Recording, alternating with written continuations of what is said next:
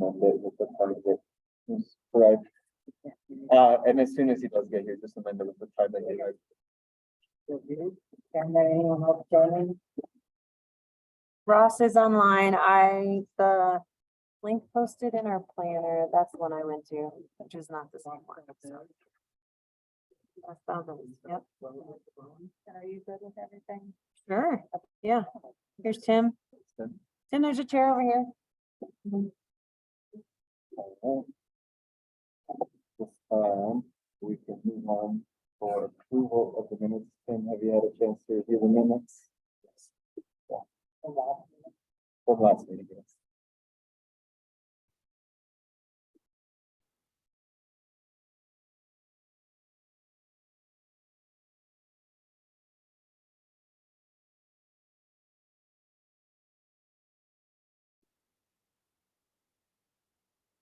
Anyone have any changes they'd like to make to the minutes?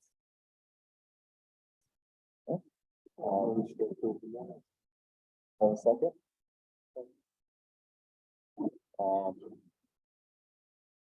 All in favor, please say aye. Hi. Any opposed? Any abstentions?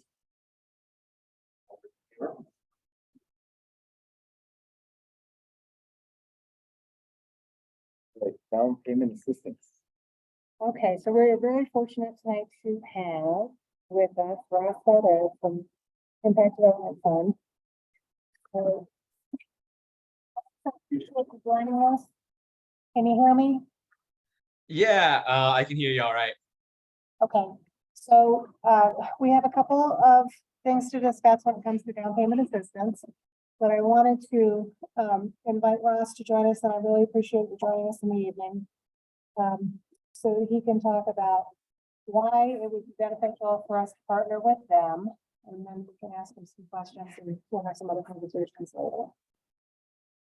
If we can just wait 1 second so we can get the camera configured so we can all hear you.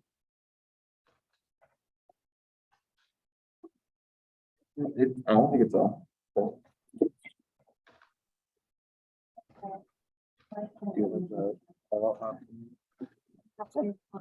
Yeah.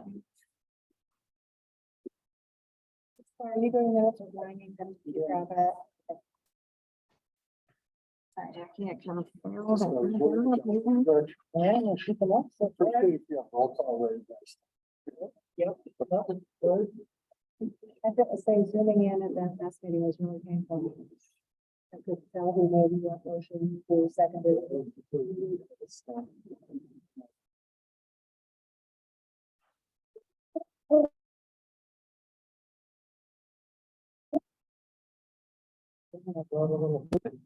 Should work now. Yeah, there it is. So now you switch the video and the microphone. Should echo cancel. All right. I know. And we're ready. Okay, we're good. So Ross, I apologize. This is just our third meeting. No need to apologize whatsoever. Can everybody hear me okay? Yep. Yes. Yes. Awesome. Is it even too loud? I feel like sometimes those owls can like blow up a room. All right. Awesome. And so as Jackie had mentioned, she invited me to kind of join you all just to kind of give you a little bit of an idea of why it might be beneficial to partner with Impact Development Fund for this down payment assistance program. And Jackie, I don't know if you ended up sharing some of the answers I sent you in an email to some of the questions you had yesterday, but I think that's kind of going to be what it really comes down to. So high level, you would need to apply with the Division of Housing for funding. And as you know, the application is coming up pretty soon here. And so there's a quick turnaround in that sense. And then after that, the Division of Housing would need to review the applications and then select the folks that they would actually want to allocate the funding to. And so that's going to create a timeline that, you know, realistically, by the time then you end up submitting the application, they end up reviewing the application, they end up allocating funds, you might be, you know, closer to a year by the time you're kind of up and running. So that's kind of like the high level difference is going to be with Impact Development Fund. We already have a contract with Division of Housing, and we all already operate in a variety of counties in the state. And so we already kind of are a well-oiled machine. And so what that means is that we would only need really letters of support from your local government. So it'd be Lake County, maybe a municipality. So Leadville would be helpful as well. And then once we receive those letters of support, and it, and even from you all, it'd be great if we had a letter of support. So let's say 2 to 3 letters of support, which should be pretty easy to coordinate. Once we have those, we should be able to kind of get off the ground running in about a couple of months. At that point, it really is just kind of Division of Housing and the administrative work that they need to do. So if, let's say, if we were able to get letters of support next week, we could likely expect beginning of next year that we'd be able to operate a down payment assistance program in Lake County. And so then when we're looking at some of the nitty-gritty details, Jackie really asked some excellent questions about what it might look like in comparison. So Impact Development Fund, I mean, this is what we do. We are a lending platform in the most basic sense. We really offer flexible capital to strengthen, underserved communities and to build financial capacity for those families in that community. And so for us, we're already, like I said, a well-oiled machine. But kind of the administration of a down payment assistance program is quite burdensome. There is typically a certain degree of expertise that you need to have when it comes to consumer lending. And so I know that Jackie had mentioned this is the 3rd time you met. And so there might be an administrative capacity issue there potentially. And then I think there might have been a misconception that, as the funding gets repaid, it kind of turns into revenue. But the agreement with Division of Housing is that it's recycled into I guess it's recycled back as program income. And so it's continued to be used as down payment assistance funds. It's not like, they are repaying you and you put it in your bank account and then you can leverage that for other housing programs. They would actually be repaying you and then you'd hopefully be able to use it again for other down payment assistance programs that are, the same guidelines as the state. And so it'd be the same exact program and wouldn't actually increase programming. And then, another great question is like, well, if we support Impact Development Fund coming to the county and administering this down payment assistance program, does that mean we're out of the picture for the future and maybe miss out on an opportunity to coordinate or lead this program in the future as well? And really, at the end of the day, we want to make sure that we're there because you want us to be there.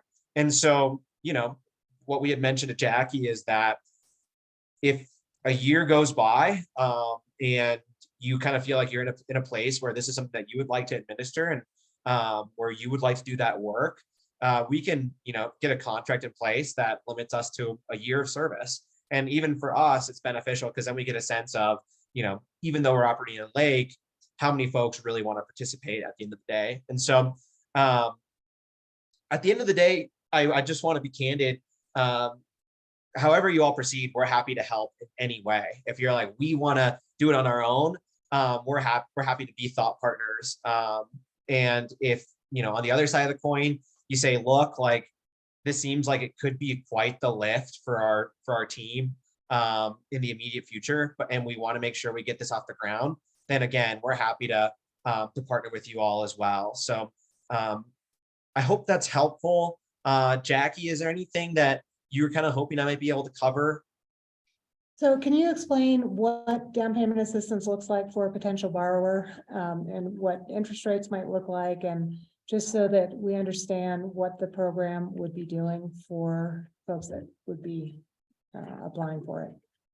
Totally. And so this Colorado down payment assistance program is pretty nifty, actually. So the maximum loan amount is going to be $25,000, right? It's not going to be a first mortgage. It's not going to be able to cover the entire cost of the house, but it will be able to hopefully help somebody be able to kind of get their foot in the door. And so it mainly focuses on families that are at 100% of AMI or 80% of AMI or below. And so let's say you're in that, 81 to 100% of AMI. What you qualify for is a 30-year loan, amortized loan at 1% interest. And so, in this economy, super low interest rate, it's really the sweet spot if you're at 80% AMI or below, because it's a 30-year loan at 0% interest. And depending on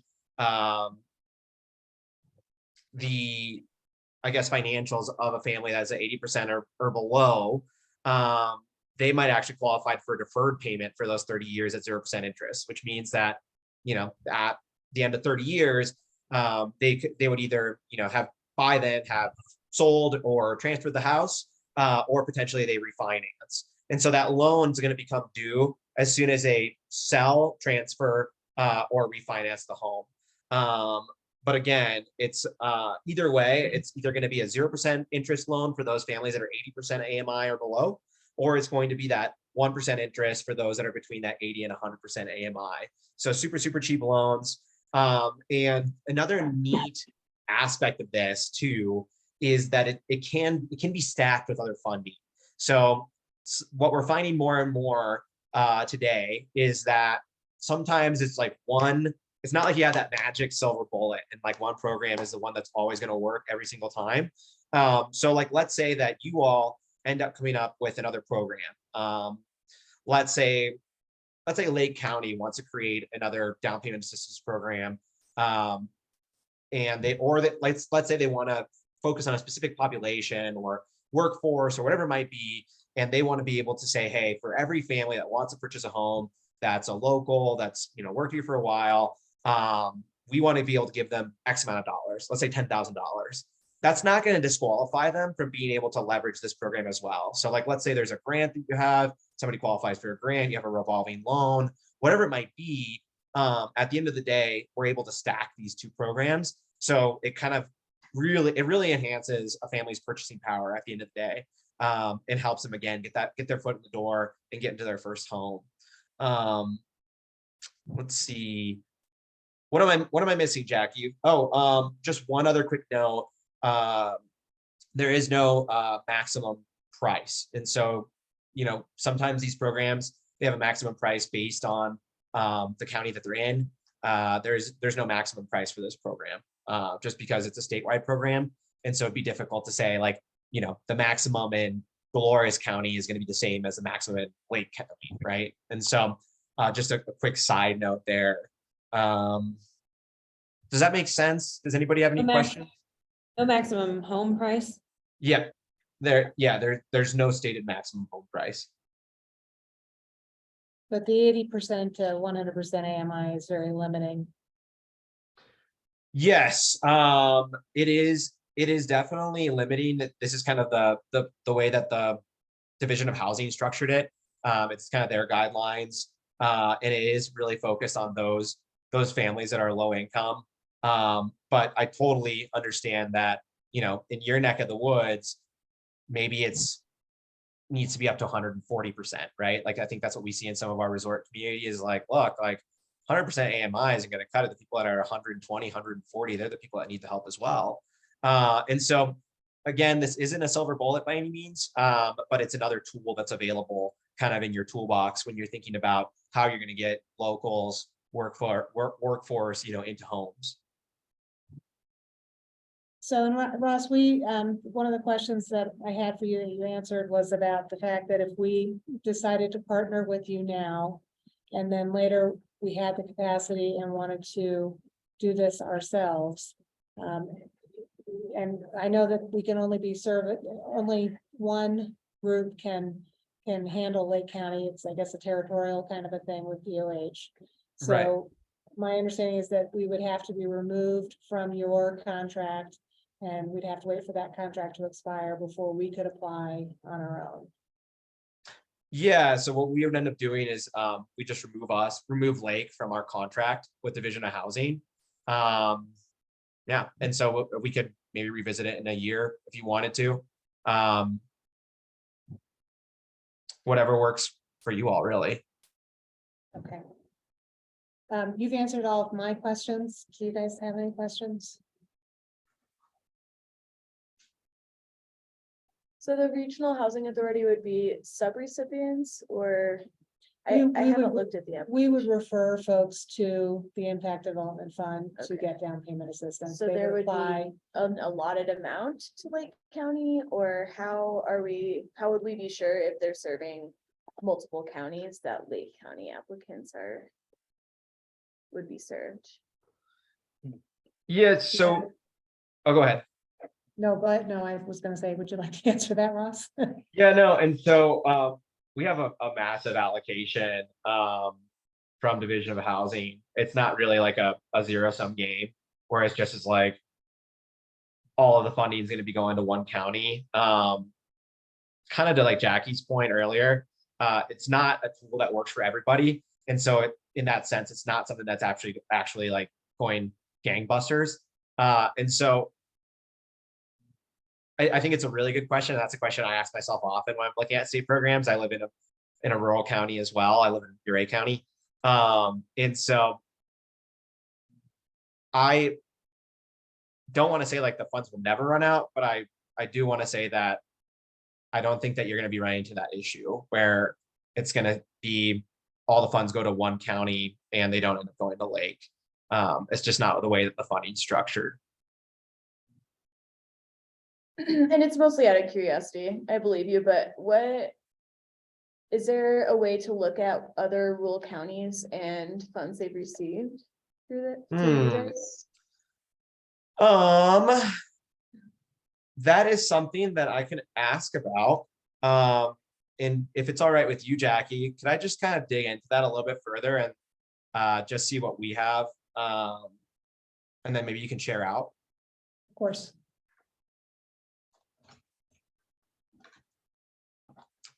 Perfect. Awesome. Thanks for that question. Are there any other questions that folks have? Are we basically in a situation where we would either do this on our own or work with IDF?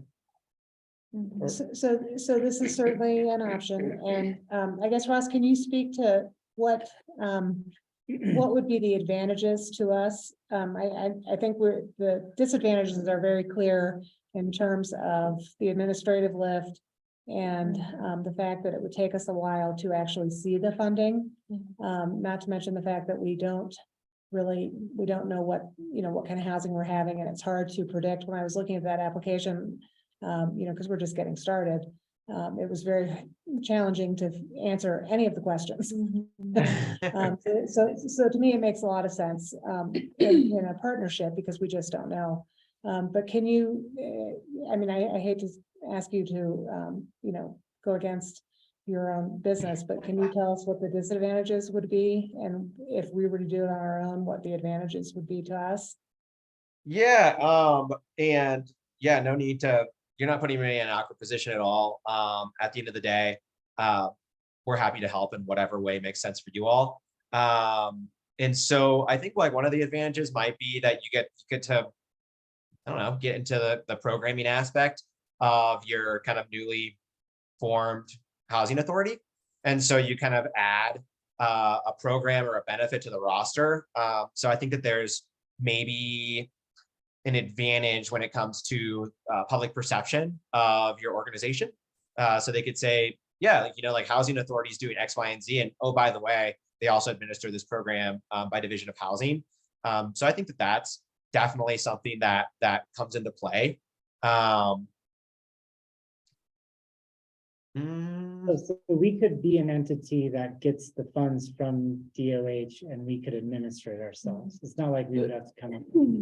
But partnering with them would expedite Yeah, the process quite a bit. and also relieve some of that administrative burden. As well on as us. administrative funding. So I think Right. that's a good way to start out. Mhm. Yeah.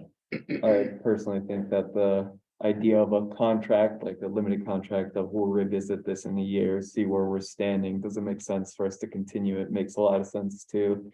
And all of us are interested in starting as many programs as we can as soon as possible for people to get home buyer ready. This being one of them, and I think it'd be in our best interest to give it a shot for a year, see where we're land, and then maybe circle back afterward, whatever year or time sentence you feel is most appropriate. Partner. Yeah. For you. Yeah, yeah. Yeah, I What's the- agree with that. It's Same. kind of been our underlying theme to be nimble and be able to act on things quickly. And this seems like the best way to be able to do that with down payment assistance. Tim, you had something? What's the AMI for the LLCRHA parcel? I believe it's 100.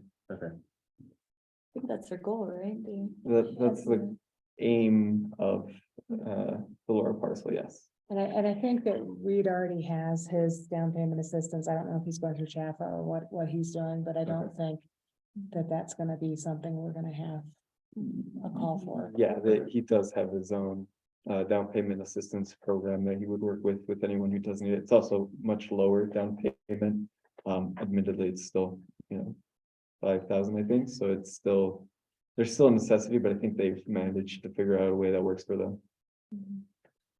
Okay, Ross, I appreciate your time so much. I think we will have a discussion, and I will get in touch with you tomorrow. That sounds Can I great. Oh, Sorry, can I have some more questions? Sorry, I had to step out. yeah, of course. A bit of a silly question, but this is not, is this for, I mean, you have to meet the criteria and be an eligible applicant per the AMI, but this doesn't necessarily have to be a home that's deed restricted, does it? No, It's no, not- it doesn't. Okay, this could be, okay. It's really Yeah, this convenient. could just be a market rate unit that's available. And they could be able to qualify for that as well. Thank you. Yeah, of course. All right, well, Well, great. Well, thanks so much for Okay. having me, Jackie. It was great to meet everybody. I will dig into that question that was asked as far as maybe getting a sense of how funding has been I guess allocated over the counties that we currently serve. And I'll get back to you, Jackie. You can share out. If there's anything else that comes up during the meeting, feel free to share my email, Jackie, or share my phone number, whatever works best for folks. Ross, I greatly appreciate you joining us. Thank you. All right, have a great night. Thanks, Ross. As well. Okay, so I want to get everyone else's thoughts. Tim and I kind of shared ours a little earlier, but let's go around the room, starting with Tim Bergman. What are your feelings? I feel fine.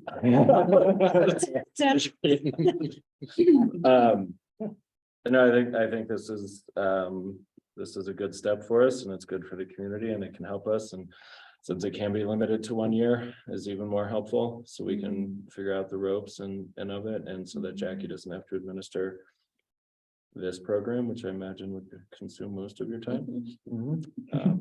Plus we don't have other fundings, so I think it makes sense for us.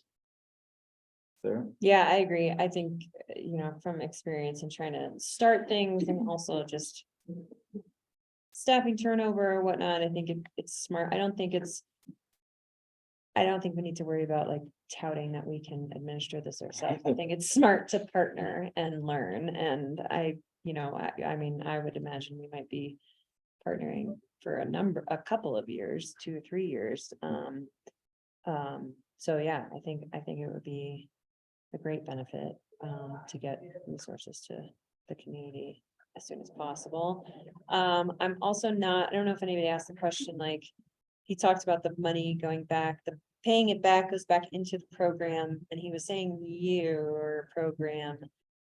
But I'm assuming that's their program, and is there any other, do we pay for their administration of this in our community? Or we just subscribe to now an expanded boundary of their service area? Correct. So they Great. get the 1% interest on the Yeah. higher AMI. That's how they make their money. and Yeah. The money can't be used for other programming once we get it back. My hope was that if someone sold a property and we got repaid, then we could use that for other programming at will, and that's not the case. It just has to be the down payment assistance. So Okay. I don't see any downside in joining forces with them. The other thing is DOH would only, because we're brand new and we're an unknown entity, they would only contract for 1 year anyway. And the application was terrifying because I have no housing. I couldn't fill in any blank, and they want you to come with your best foot forward. You want, oh, we're doing all of this, we're doing all that, and We're not there yet. yeah, and so my thought was if we were gonna do it on our own, that we would have to wait until we actually have some stuff built, and then we're too late. And so I think partnering with them makes sense. It's exciting. Yeah, it's great. And it is available for open market, as we heard, so even if we don't have affordable housing built by next year, we're fine. Angel? I'm on the same boat. I feel like you could allow us to do new things, make things go faster. Downside. Yeah, agreed. Sounds like no downside. And then it seemed like maybe the only limitation was like, if we wanted to have down payment assistance for higher AMI buyers. But we, like, a couple years from now, if we wanted to do that, we could consider doing that ourselves, and it could complement IDF. So, And to be clear, that is a grant restriction, not just a them restriction, but even if we were Oh, to apply. DOH Yeah. restriction. Oh, Yeah, like if there was down payment Gotcha. program that we created just to give, that was not drawing. We'd have from to their find a money. different funding source. Yeah. Yeah, Yeah. basically, We so. could, yeah, we could probably administer that. I'm all for it. Sounds good. Yeah. And the other big thing was, we've had these conversations about AMIs, and we've never talked about 80% AMI. And so 80% AMI, I don't know that we would have any buyers that would fall into that. And so if DOH is looking at us, they're gonna give us a pot of money if we're doing the program, and they're gonna want us to distribute that. And are we gonna be able to distribute it? So I think partnering with them for that reason also makes sense. I do want to make it clear, it is possible to buy a home under 80 AMI, especially under affordable housing. It's kind of the point. I, for example, could have gotten into the program for JP Housing Trust. For some reasons I didn't, but it's possible. It's not out of the question that someone with 80% AMI, which is about what I made before, a little less, could buy a home. That's great. Yeah, and I only ask those questions just so that we could go into conversations with them informed. On which counties are receiving funding, and to have like a good baseline for expectations for what we can see. But I think it's great. Less administrative duties. Yeah. Well, I found them through another, Somebody else to start. and they've been very happy with them, so. Who, I'm sorry. So the Southeastern Plains project that Michael's working Oh. on, Stephanie Gonzalez, they've been using them. They couldn't administer the program. It was too much. And so they're using them, and they've been super happy with them. And Cool. Oh, my other thought was, what's it called? You had just spoken about it, like home buyer readiness. Mhm. When I think of our 80% or less AMI population, it feels like there'd be a lot of prep work we would Yeah, need to do to support that community to prepare them for that, right? I agree that it'd have to be a program literally built on educating how the system works. Around how much money you should be saving. Like, I- credit- yeah. I'm taking a certified HUD, home buyer readiness counselor. And maybe CSU Cool. Extension has some financial literacy Ah. resources to weave in there or join you on that. Okay.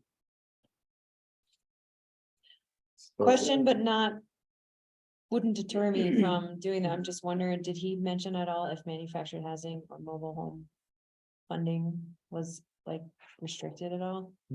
That was for not a question DOH? raised. He did not mention. I'm just the curious. last time I looked at similar grants, it was like the foundation has to be built within so many years, and yeah, it's like, I think, yes, but also. There's, Single family duplex, townhomes, condos, and manufactured homes permanently affixed to permanent foundation and taxed as real property. Okay. So no mobile home park properties. Unless they're Well- on a permanent fixture. Yeah, Mhm. which. Well, taxed as real property. Right, so you can get your title purged if you have a mobile home, you can have it purged, you have to prove that you have affixed it to a permanent foundation. And then it becomes real property and is no longer considered personal property. Okay. So we should tell people make that change. Okay. And there's an age thing too, you know, Oh, right. because the lending is specific to it, 1972, 1976, can't be older than that. And didn't the legislation just change so they're not? The taxing, Yeah. so any mobile home, under a $28,000 value, which I would assume most of ours are falling under that. As of 2022, will not get taxed, Right. so that was in the legislature this year, it's huge. It would not have the property tax, is that the taxation that Yeah. that would go away? So then, So the mobile home park will still, you know, have a tax bill. Like the associated, park but the- ownership, yeah. But the individual units, if they're And under, so the county wouldn't end up losing any, it would be the same amount going to the county, it would just be the, I don't know if the county's getting backfilled from the state, I don't think that so. that they are, so I think the county will have a loss on that Yeah. revenue. that would be a big help for residents. Yeah. Yeah. So sounds like we have a pretty decent agreement. We want to make a motion to direct Jackie. Bill moves to direct Jackie to engage in a, do we want 1 year? Let's start with the year. We'll start with you and go into Sure. discussion. Engage IDF in a 1-year agreement to help us with administering down payment assistance fund. I'll second. Roll call, please. All Oh, right. yeah, further discussion first.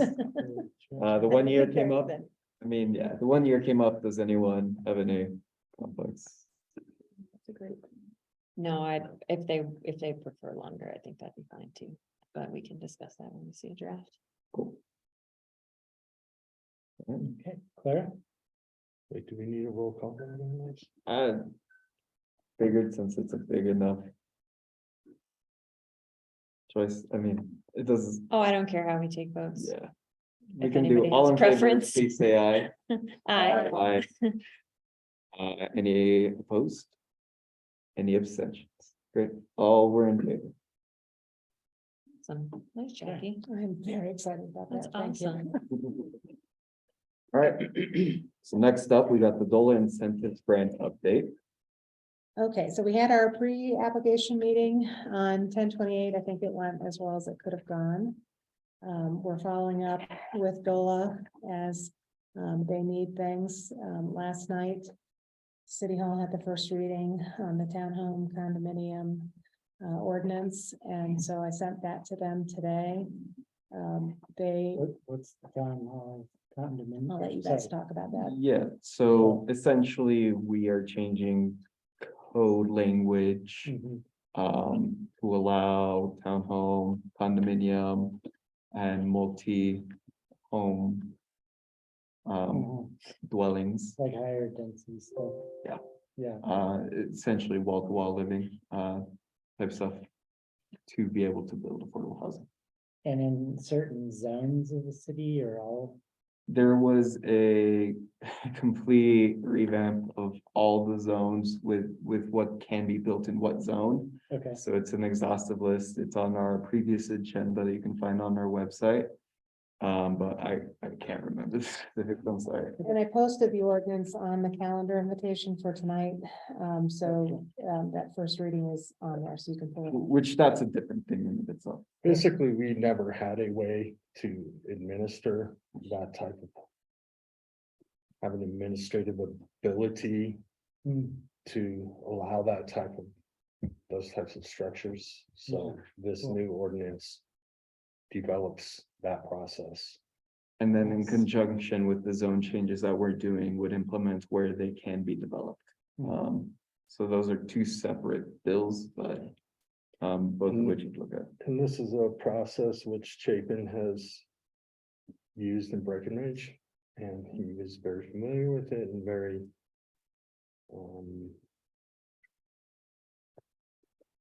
that's what I'm looking for. He just said it works very well, so. Cool. Is that one of the things that makes our DOLA application more competitive? The first one, yes, the allowing for the townhomes and such to be built, yes. So it's increasing density and. So I sent that off to them and the second reading is December 20th. Mhm. So it'll be just under the December 31st deadline for. Getting these, Good job, council. yes. Yay. So another grant update, there's House Bill 1304 coming out. The notice of funding availability was supposed to be released yesterday. And they got so much feedback from some of their, focus group reach out efforts that they want to consider the feedback, and so they're postponing it. I don't have a date for when that's going to happen. But that would be an additional opportunity for money. So when is the invite? That is an excellent question. Pins and needles. I'm hoping soon. We don't have a big. There's not a start that day. No, they have so many applications or pre-applications to deal with. 54 communities have applied. So This is pretty typical of any, I'd say, housing related grant work. It's gonna take some time, unfortunately. So where we're at is we're waiting for them to invite us to apply. Yes, And how did the call go on? all went great, I think. Call went great. Awesome. nothing about the budget was brought up, which is always a good. What would you call that call? Like the, Pre-application conversation. They went very well. I don't think it could have gone better. Agreed. My impression was that we're making it hard for them to say no to us, so. The rumor is that they've asked other communities, how can you cut your request? They did not ask us. wow. Yeah. Not yet, anyway. Yeah. Guess there's still a possibility, but. And then moving into the next line item. So yeah, school board or school district, next steps, or wait, oops, I skipped one, update on school district. So, Is there any action item or anything out of the DOLA or that's just an update? no, just update. It says, Jackie, Sarah, and myself met with, Paul and Bethany at the school, kind of discuss some of the worries to prep ourselves for the upcoming, which we postponed, upcoming board meeting with the school board. Jackie, do you want to speak more on that? Yeah, so they have some concerns. They have some distrust. They thought that they were asked to put forward a school board applicant for our board, and that person would just, be on board. Our board had not been seated.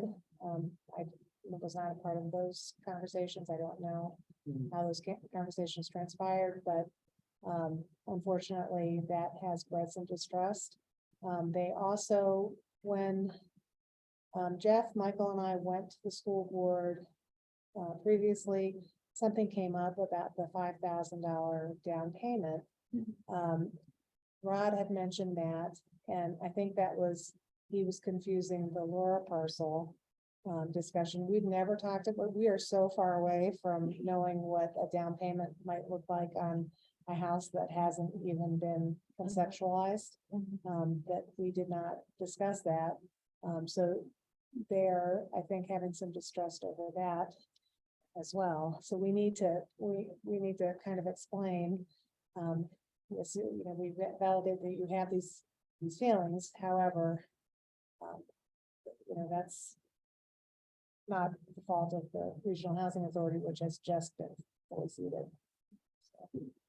And is their main concern that if they move forward with these parcels, with us, with the authority, that they would maybe end up not helping school district staff, or So, Yeah. so that's that's, the root of their that's- concern? yeah, that's a huge concern for them. And then they also are interested in doing a land lease because they want to keep ownership of the property. And that's, I think, going to become a problem for us going forward, because we're not going to be able to present to DOLA that we don't own this property, we've leased it to us, and then we're gonna put it out for RFQ. And then there might be two leases, and it's just not something that can happen. And what about giving them first right of refusal type stuff? Did that appease their concerns, or? Go ahead. I think that the problem is that the board members had already kind of lost trust in the process because we. Or, well, we weren't created yet, so I don't really know how it would be fair. Given some type of verbal agreement that it would make sense to have a school board district member on the board. So that was a conversation that the Board of Commissioners had and Christian had happened to join also as counsel, I think, just overhearing like, what was my representation to this board, our representation on the county when we had our first discussion about who we might seek for the three. And Christie has also mentioned in the past that that was their understanding before we seated any of the open board members, you all. That was their understanding of what was going on. So I guess because of that, there's a lack of trust, and they're kind of wondering if it's possible for them to use their own property in a way that would benefit their staff directly. Because there is that, I'd say, stemming from the lack of trust. So I feel like it's gonna be a bit of a patchwork, and hopefully this deeds versus land lease agreement training that we have kind of helps us really explain to them the differences and the benefits and drawbacks. And I had a chance to talk to Laura Wilford to ask her about land leases and explain the situation that we're facing, and she said that one of the issues will be if we limit ourselves. So if it is a land lease, for example, that a lot of developers just won't want to be a part of it, but that's not appealing to them. Well, and we didn't tell the school district that, but I do think that there's ways to remedy that with further explaining the first right of refusal opportunity, the deed restriction, and like the conversations and negotiations that can happen in that of like, the deed restriction isn't just the formula of the profit, it can also be potentially in theory like a school district employee or, anything like that. So I think there's ways to Yeah. explain the power that they do have because they're bringing the land and the options. The other thing is like, which we have to also understand, the county and the school district, I think, are like, okay, how do we include all of the land? Because this new 1304 funding is so much less restricted. Can we use more of the land to actually make up the gaps in subsidies for the 100, 140 or less AMI that we're trying to meet? How do we weave that in better with the project? I think we do have to have that conversation with DOLA sooner than later to figure out what that looks like and whether that's actually still applying for infrastructure dollars to those properties or not, or just what.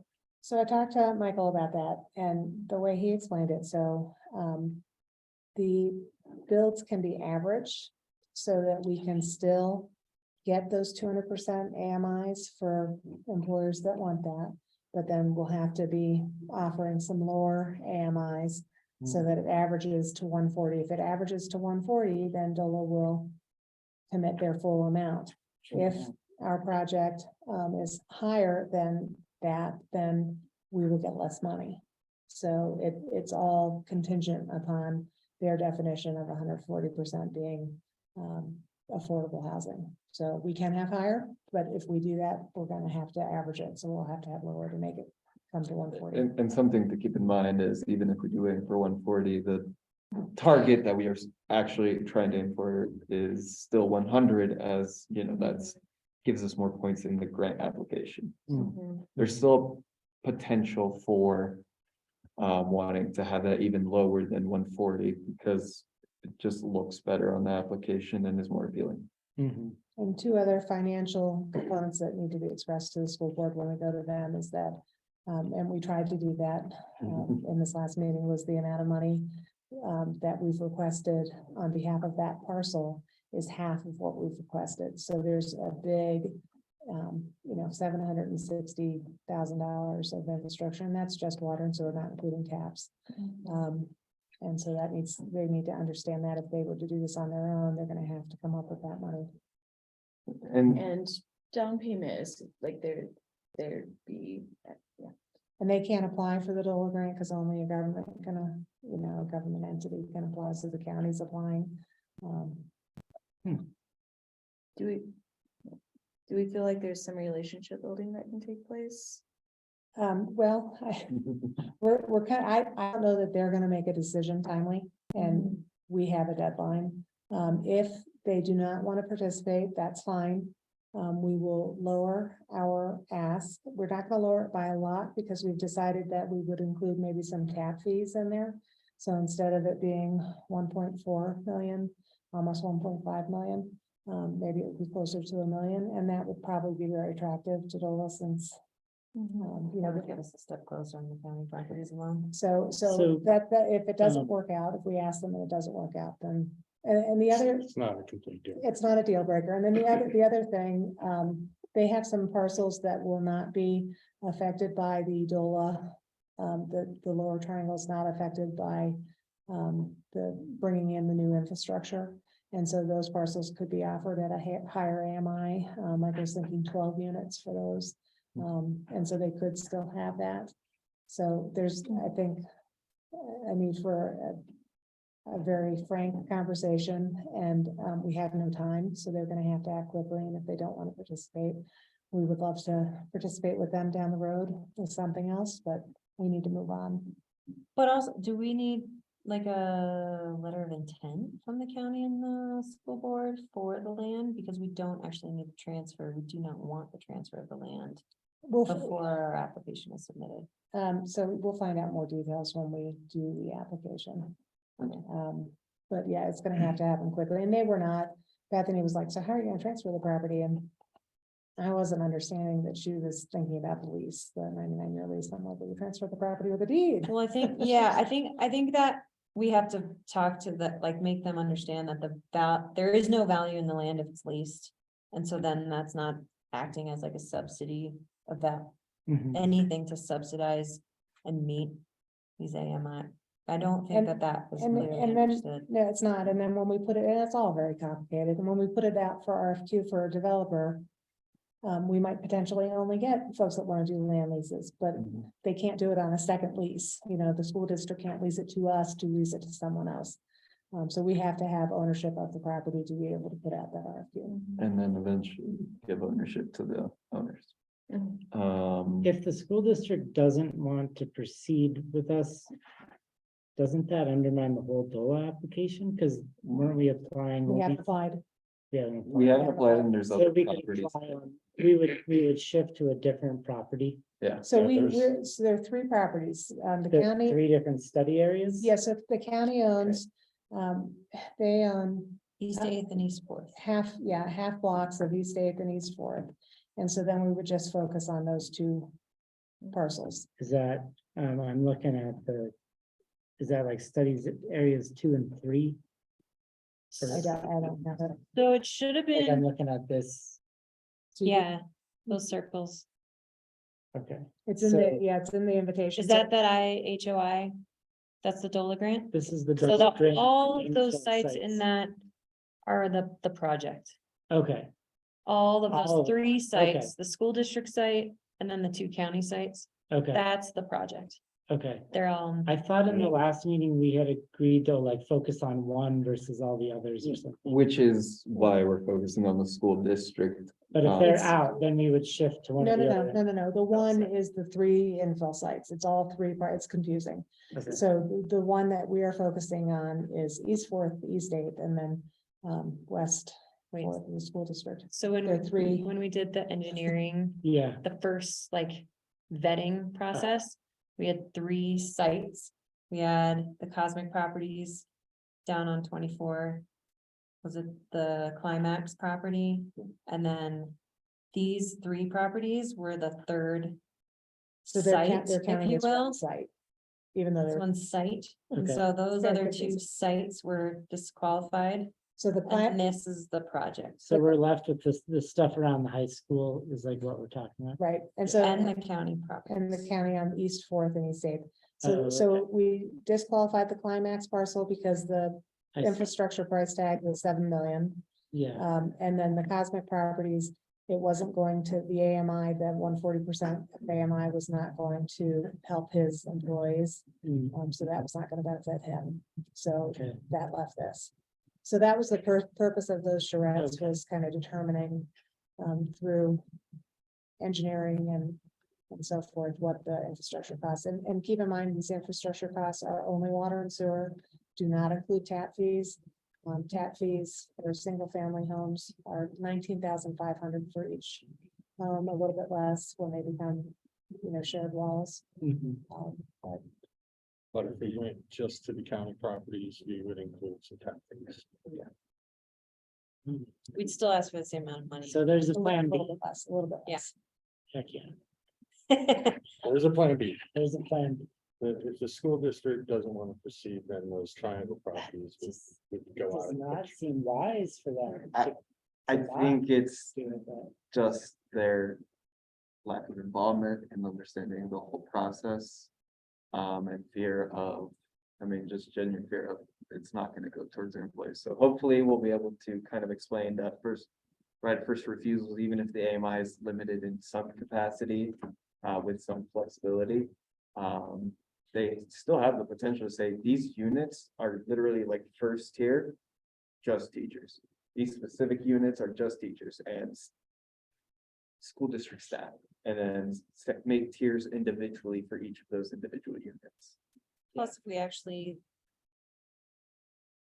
average that AMI, and, I offered and said, like, we fully think that the county properties, like your property wouldn't just house your employees, like this is a project. Yeah. And so,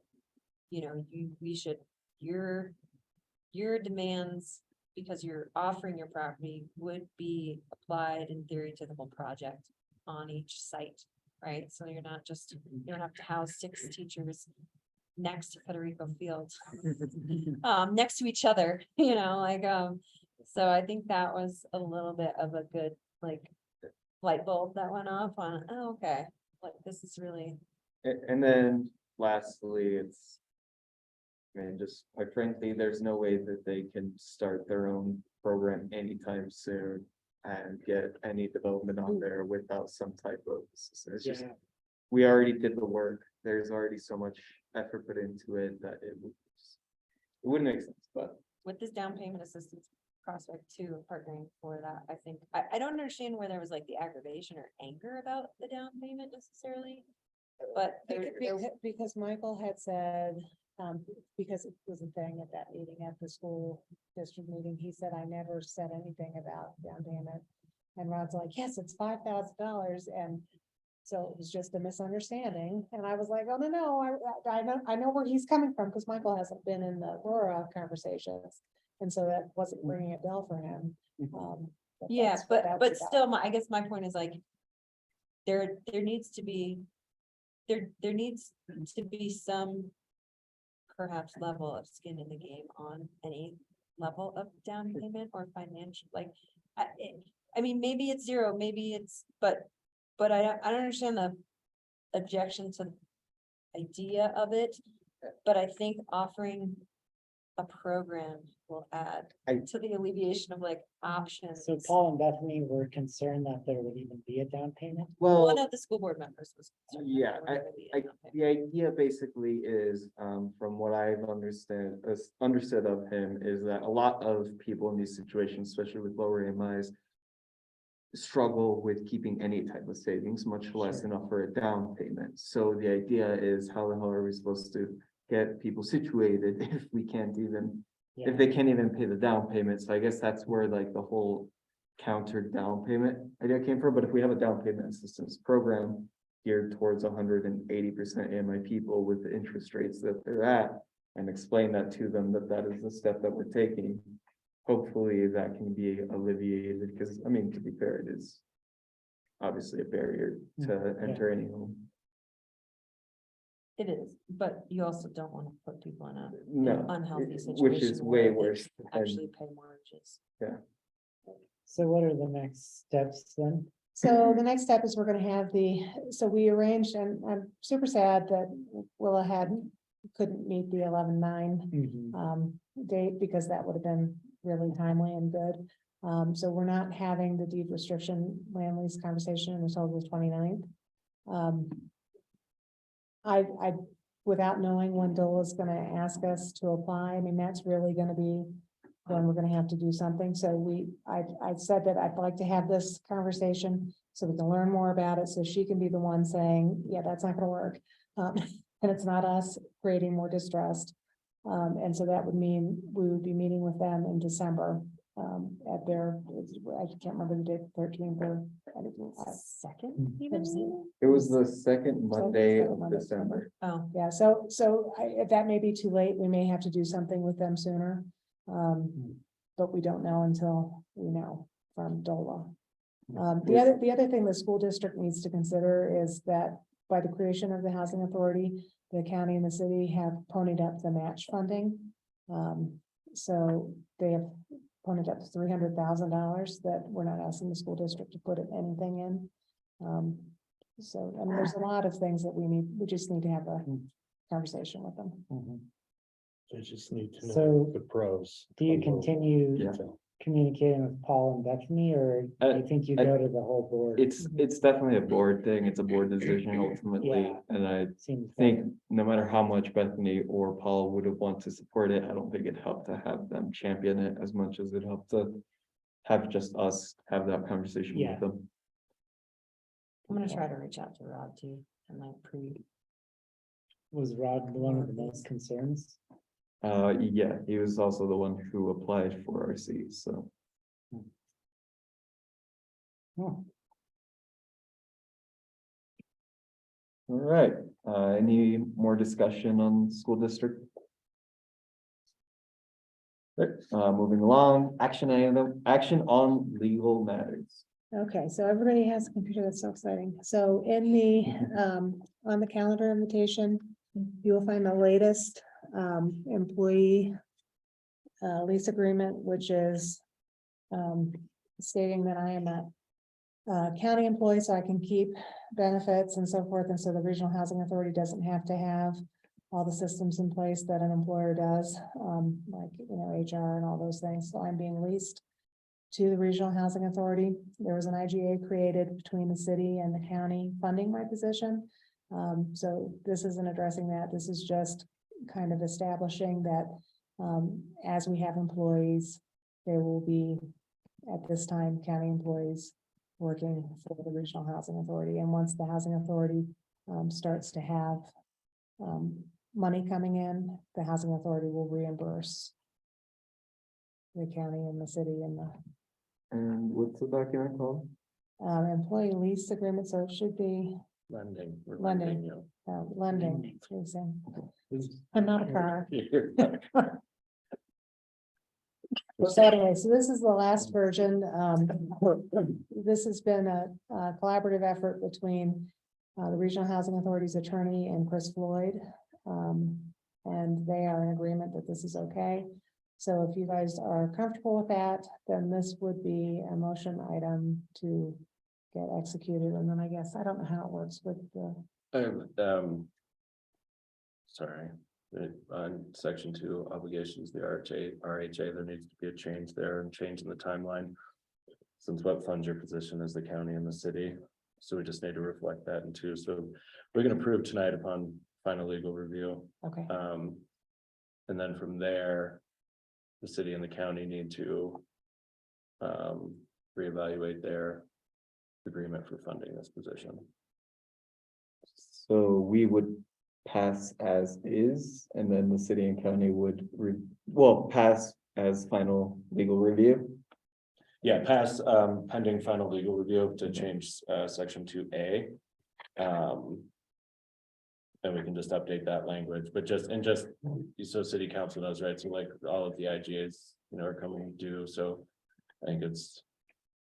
But one, we should reevaluate the funding levels in that IGA and then also consider a raise for Jackie for next year in that, since that's the funding mechanism for that. And then in 2C, did you guys approve the performance reviews on Tuesday? Okay, so on 2C, I can send you, the county just recently approved and changed their performance review process, so I can send to the full board what the county's process is, so that the board follows our performance review process. And is that something that's, I'm assuming, going to be presented to the council, the review acceptance? It sounded like we needed to also accept oh, my mind's blanking right now. The agreement with Jackie. The IGA, Yeah. I think that does, because that's but it can be separate from this. Right. Because the council and the county need to just re-up the IGA funding Jackie's position. Yeah. And then this. And basically, most of the terms will, I'm the wrong way, will stay the same. And then because this agreement will be between the RHA and the county. Because the IGA set it up as Jackie as a Right. county employee. Cool, that makes sense. All right. I have a question. In the obligations, does it actually say once the RHA has a revenue stream or has enough funds to cover such costs? Mm, It does talk about it being reimbursed, so. yeah. But I think it just needs to be that small change in 2. Where it refers to the county and the city to pay back the county and the city. And also. No, under where? Yeah, because on 2A, so if the RHA agrees to provide the county with periodic payments for the amount equal to the compensation and benefits of all employees for the county. Because that,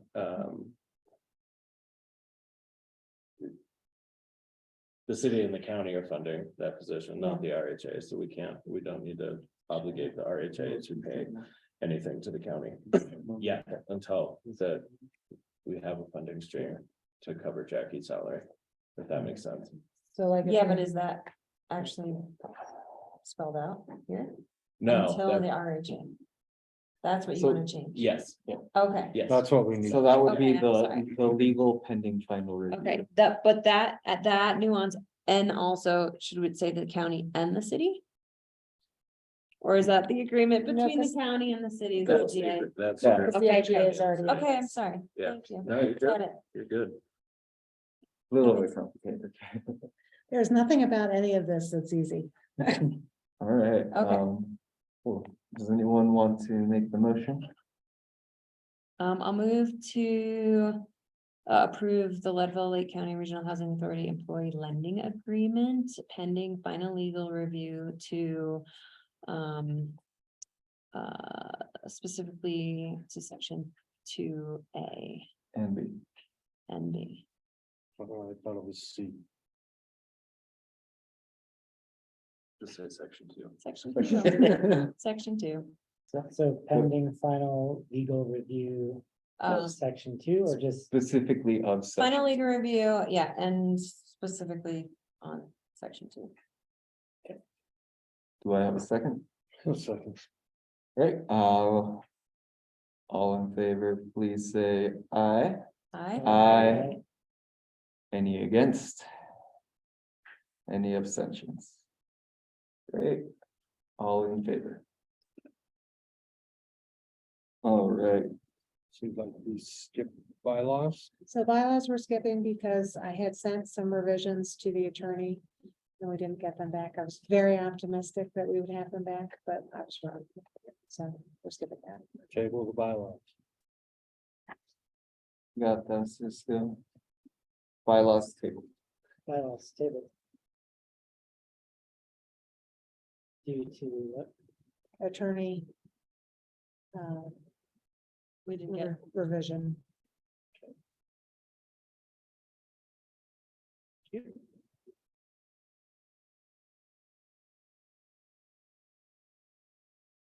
Status of nonprofit. So boy, this is fun. So, tomorrow I can go open a bank account. I need some signers. Who would like to be signers for the Leadville Lake County Regional Housing Authority? And who is available tomorrow? What's that? She said Mary's gonna be there all day, she said. Yeah, I am available anytime you are. Okay, Is that something that makes sense for me to do? Yeah, so it does, and, but there's also the question of availability. What's nice about, working in the county with these two is that if something needed to be signed, I could get them, but I don't know that they want to. But I think the president and the treasurer makes sense. So it's, you guys decide what you want to do. But I want to do this tomorrow because my head is gonna explode if I don't get this bank account. I do open. not want that to happen. by all means, please get it as soon as possible. Thanks for an absolute pain to deal with. So what I time is only have a 10 convenient? o'clock that's not movable. Okay, you guys make up a time and we will meet at Pueblo Bank and Trust. 12 o'clock. Great. And bring your driver's license and your social security number. I don't think she said card. I hope it's not hard. I doubt it. Yes. That'd be weird. Got it. So, Are you open at lunch? Ooh, Good you question. just never know. How about we shift it to 2 o'clock? we have, county leadership. Oh. I have it has a, to be before 1, yes, I have a 1 o'clock. before 12:30. 11 o'clock. What about Thanks. 9? Thanks. So- I think 9 would be. Let's do 9. easier. 9 is great. Like Yeah, 10 sure. o'clock is See you there at 9. Great. And that's Pueblo. Bank and Trust. Okay. We need to have a motion to, I'll move to appoint the president and the treasurer as co-sign and Jackie as co-signers for our bank. Second. Any discussion? If it is hard to get a hold of the people, just let us know. Try to deal. Everybody's in town, so. Yeah, just walk around the corner, one of us will be there. Knock on some doors. All right. All in favor, please say aye. Aye. Aye. Any opposed? Any abstentions? Great, all were in favor. Okay, some other things under that, I signed up for the classes through HUD. To be able to become a certified home buyer counselor. We'll see how quickly I can get through that. And then also I looked into board insurance to protect all of us. And that has been, I reached out to multiple people. John McMurtry recommended a gentleman by the name of Joe Anderson with CCIG. I submitted an application to him, and he has submitted it to Philadelphia Insurance Company, but we haven't heard back. So I will update you on that at the next. With the training, would you be able to train somebody else or supervise other counselors? No, they would have to take the class. And it doesn't mean that necessarily that I have to give the class. We could partner with somebody else, but I think it's important that we have that addressed internally. And then I think that I have so much to learn. I think that there's some money that we can get by offering the class, so I think that would be a revenue source. And it has taken me, what month is it, November? It has taken me 9 months to finally get the link. So anyway. So that's happening. Cool. All right. Selection of development subcommittee. So Jackie had mentioned that there was both Anne and Chapin said that there's interest in both of them being there. So they've had conversations and they think that if they were both there had been conversations about them rotating so that it wouldn't be such a burden to both of them at the same time. But they have had conversations themselves and they think that there would be a benefit and to the city and the county by having both of them on to be able to mitigate any planning questions that come up. And we're looking for 3 people, right? Yeah. And here's the email that I have from Ann. I believe it would serve community well for Chapin and I both to serve on the development subcommittee. It will provide an opportunity for a collaborative perspective between the city and county, as well as a development review expertise. And this is a conversation, I'm assuming both Chapin and her had. Mhm. Did we, so I'm looking at what you have in the packet, but those are the board.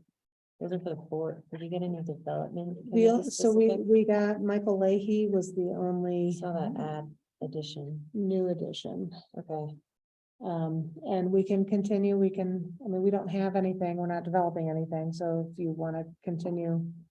I've asked Ally to advertise it.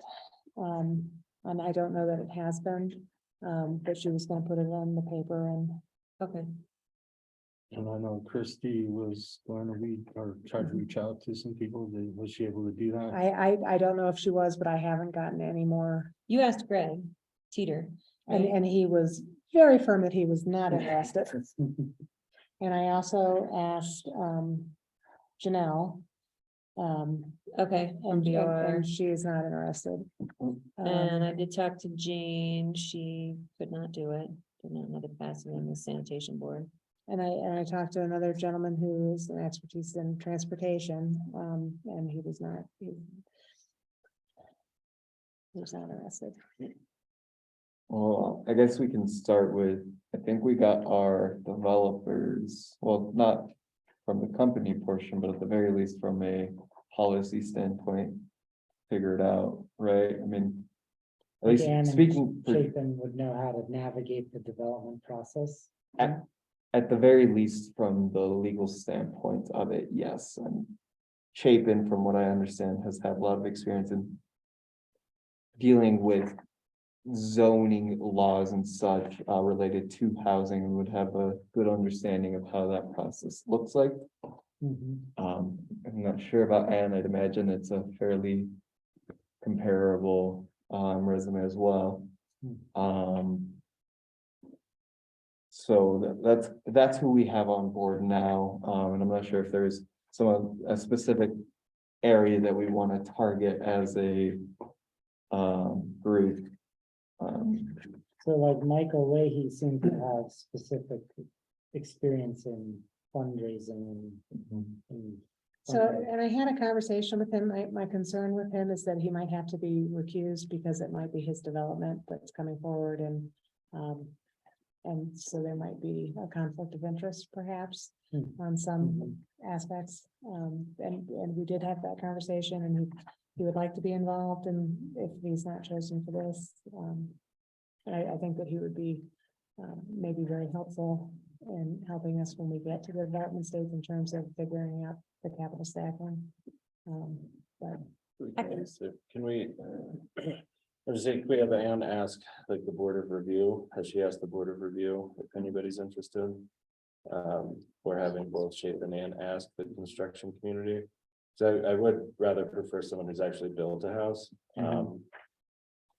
What about even like the home buyers association, send a representative, but maybe not an active developer, so therefore you like kind of eliminate that direct conflict of interest and they can survey the home buyers or home builders association Yeah.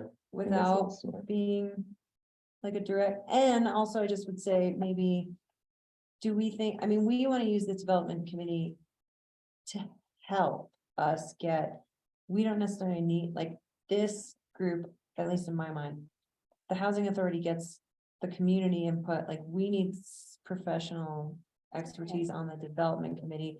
Is the infrastructure work that we hope to do next year the first project where we would leverage the expertise on the development committee? Or was that pretty straightforward? so, and I think they We put don't out, have I that. think they put out the RFQ. Okay, And so, I So mean, that would I be think the- that they are driving the development.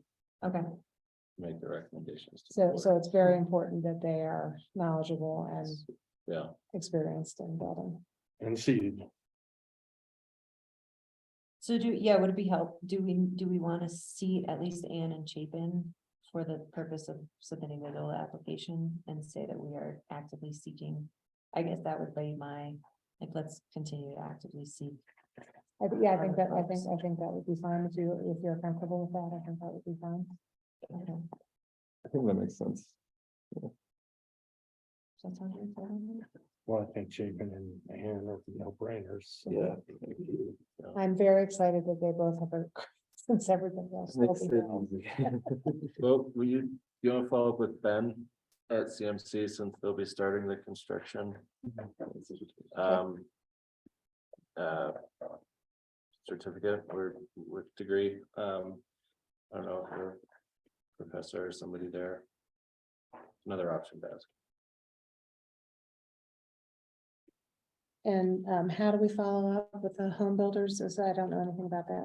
Ann works with those folks. Okay. And probably Chapin at this point, but for sure, Ann. Home Builders Association, they're, I think, involved, moved into. Is it Board of Review or Board of Adjustments or just a separate referral and like? I think they're the referral from Board of Review. Outside of Sean's. My daughter getting yelled at. She got locked out. She's being very good. We should give Clarence there an opportunity to come back before we start the motion. Yeah. But it sounds like. Motion would read, accepting the two, Chapin and Ann. And holding out on the last one, something along those lines.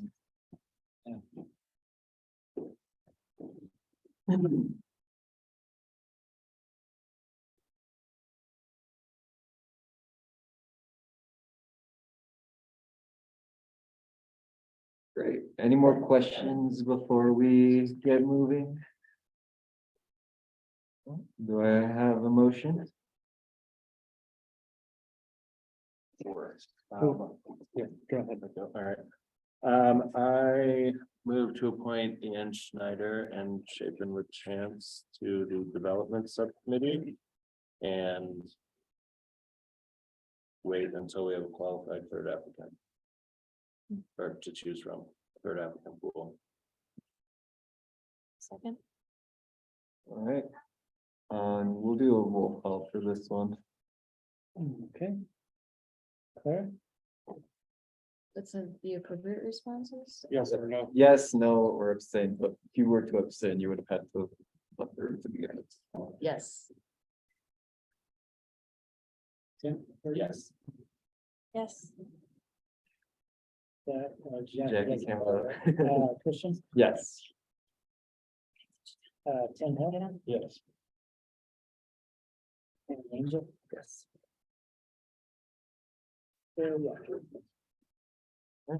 All were in favor. So we'll be waiting to get some more applications in and. Direct some more people to ask some more questions. Poke around. Last we have the community housing guidelines. So. This one is referring to the tier system. I believe that we want to implement this as one of the last discussions that we have yet to have. And it's probably going to be the biggest one. Has everyone had some time to review though, what was drafted by the county and city?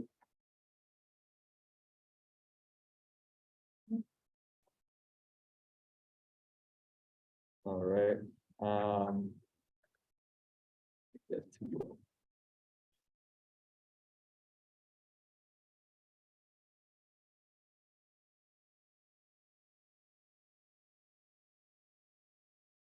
Right, so, we haven't really started any this is their recommendation, with what they wanted to do. Some things to consider are, commuting, or not commuting, as evidenced by local base employee making 140%. That was one of the discussions that we had, during those meetings. That was, bigger discussion, and then as well the percentage points. So does anyone have any thoughts about, where we kind of want to sit with the tier system?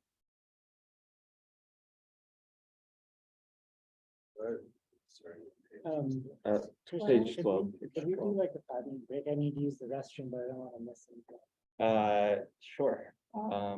Time is 6:57 and we are taking a 5-minute break. I'm trying about stuff that I didn't have on the agenda. Yeah, we can. I just, that was a letter to, so we'll get asked to. As developers are coming in. And they're going through the subdivision. Plan. I was down the hall. Downstairs and all right. Don't pee in the sink. So as developers are coming in, they went through the subdivision process and don't have to go through the PUD process where. Where there's an element asking for affordable housing. I'm still gonna ask them for something.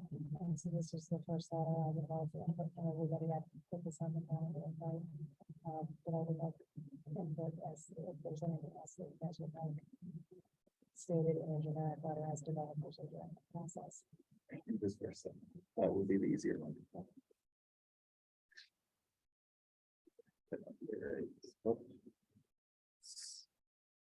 So we're gonna go through a bit of a change on the schedule. We're actually not gonna talk about the tier system yet. If you guys want to pull up the, I think it's called Eli's paper on our calendar, invite and on the email, that's what we'll be discussing about next.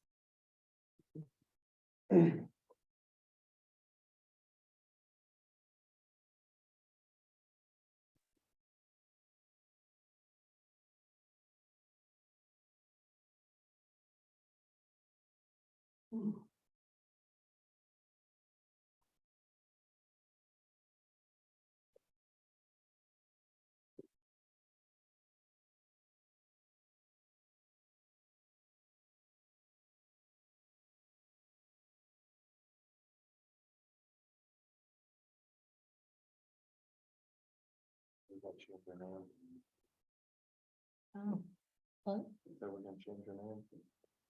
Oh, we do need to do that too. Yeah, that absolutely, we do need to have that conversation. I'm sorry.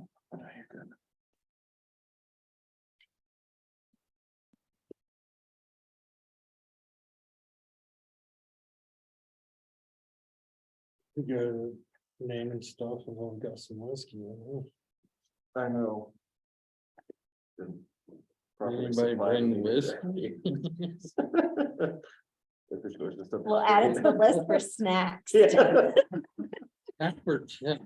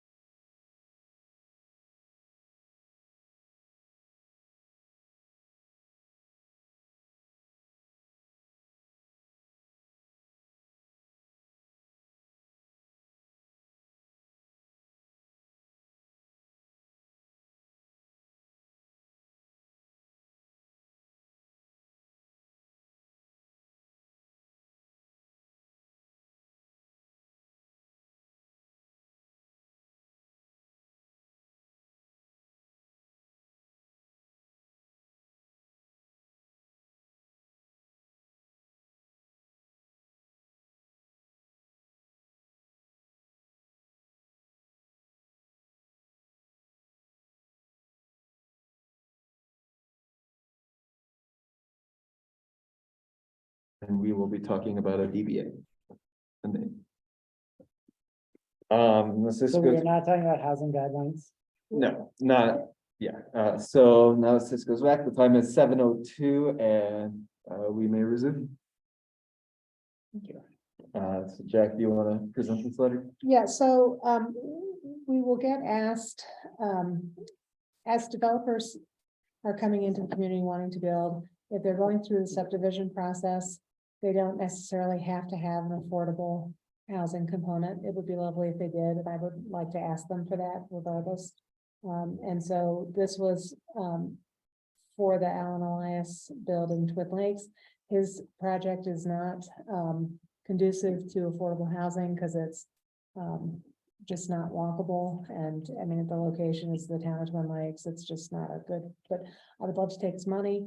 I would love to take his, you know, a land donation. I would love to take anything that he has to offer. And so this was an ask from him. He doesn't have to do that. And through the county has implemented through the PUD process for increased density allowance that they will bring forward affordable housing. So that's great. That's not something that I have to ask them for. But I think as we see more developers who are going through the subdivision process, we're going to ask. So you can say that.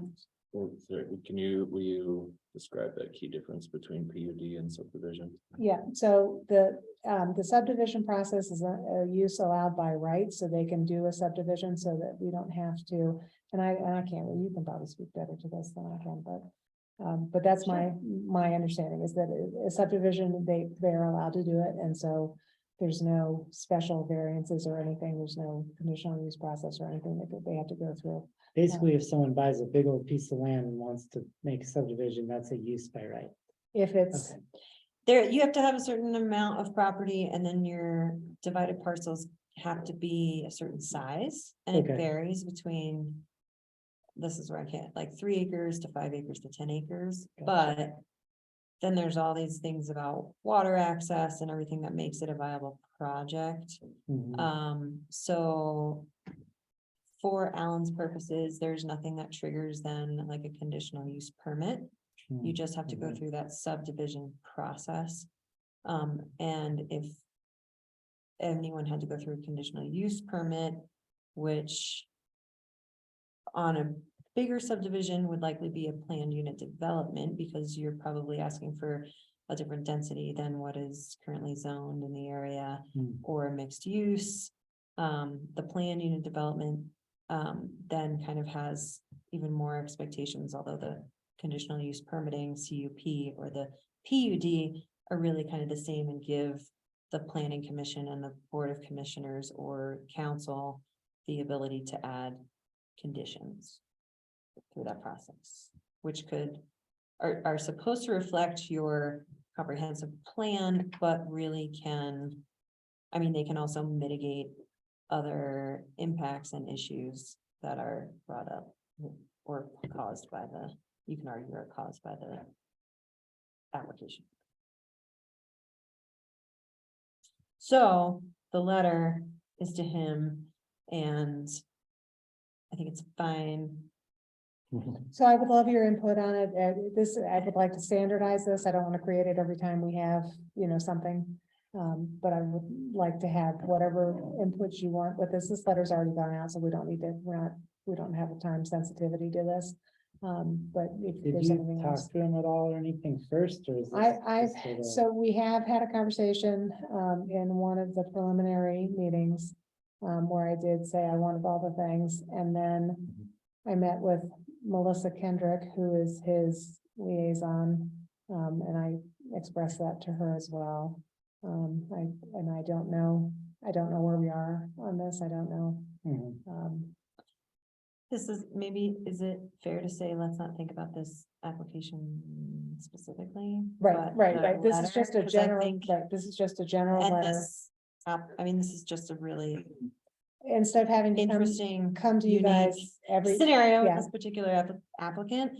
But I guess one of the things I would say on the letter is it would be awesome if we could have, and we will get there, different programming. And I think for the conversations of incentives through my experience in the last, in the last previous years, Like if we could point to a program that would catch a developer or someone and be like, yes, I want to contribute to that, or, and maybe even we think about like, if there are things within the city periphery opening, well, maybe not, maybe that just opens a box of worms. So I was gonna say, opening up to like open space or connectivity, because that improves your access and mobility, but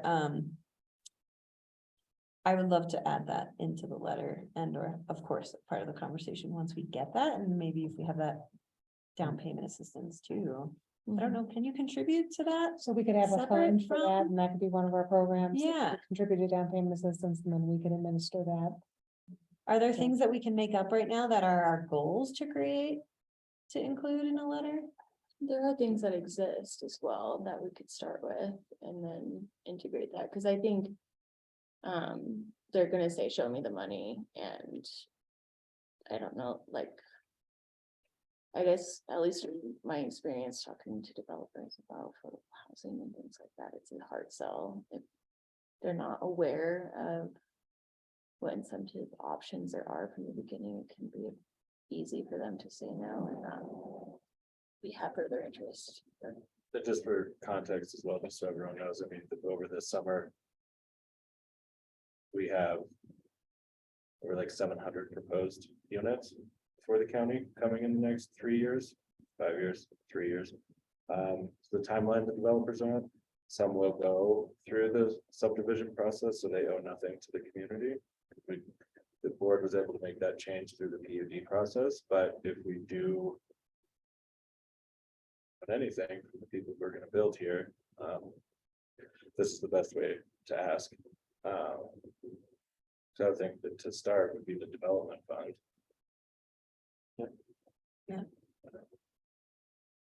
Yeah, wait, let's get a list of all the existing things too, that aren't necessarily through the RHA. You know, like there's tax break incentives and I don't know what they are. I don't. I know they're there, but. It could. That way we don't have to promise or plan for anything. Just say here's some things that exist. So I have strong feelings about the tax break incentives, because I I think it know. hurts the community. It 'cause- goes, But, it's but I- touchy, but, And I didn't want you guys to spend a lot of time on this right now. This is something that I just wanted to give it to you, have you think about it, and we can put it on the agenda for next time to come up with a list. And I could be more prepared on it, but I'm sending stuff out and I feel like I report to you guys and I want to make sure that you're okay with it, and it's too late on this. And I did also send a letter of endorsement to DOLA for Reed for CHD for his development. Basically, he wanted to say that we enthusiastically support his project, and it was like 2 sentences. But I just want to be transparent with you that these things are happening, and I'd like to standardize this a little bit, and if we can make a list of things, that would be great. So there's probably also like we can just join some things from the housing coalition's process of endorsements as well, to kind of formalize that process as well, so it doesn't have to be a burden on you while we're at it. Because that would be very helpful to not have to get. If it meets certain criteria, it only has to be approved by the president or something, right? So. How about that? Yeah, I had like 3 hours to turn around for Cheney Housing Trust, and this was the same. I was like, all right, well. Just gonna do it, but Yeah, which is perfectly. Yeah, I like the idea of kind of formalizing it, coming up with a plan of what it should generally look like. As well as formalizing any other endorsement type deals, so I think that's something that we could add to the next agenda.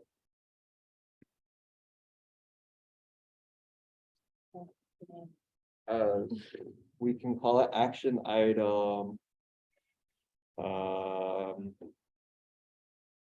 Reviewing endorsement and development response. Does that sound good? Sure.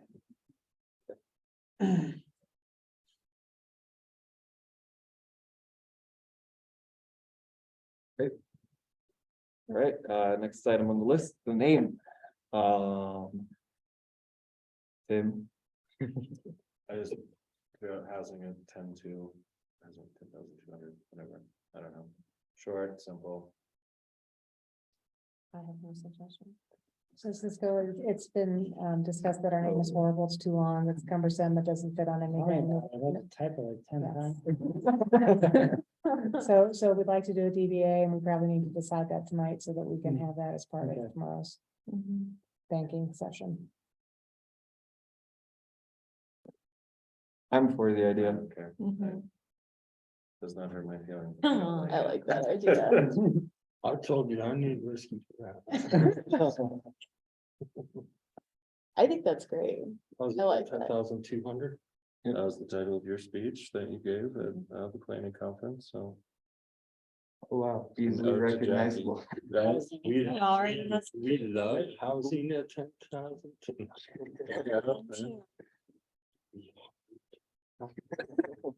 Start selling stickers for our funds. Yeah, Uh, I think most housing authorities aren't even that creative, so we should all right, embrace it. do I have a motion for the name?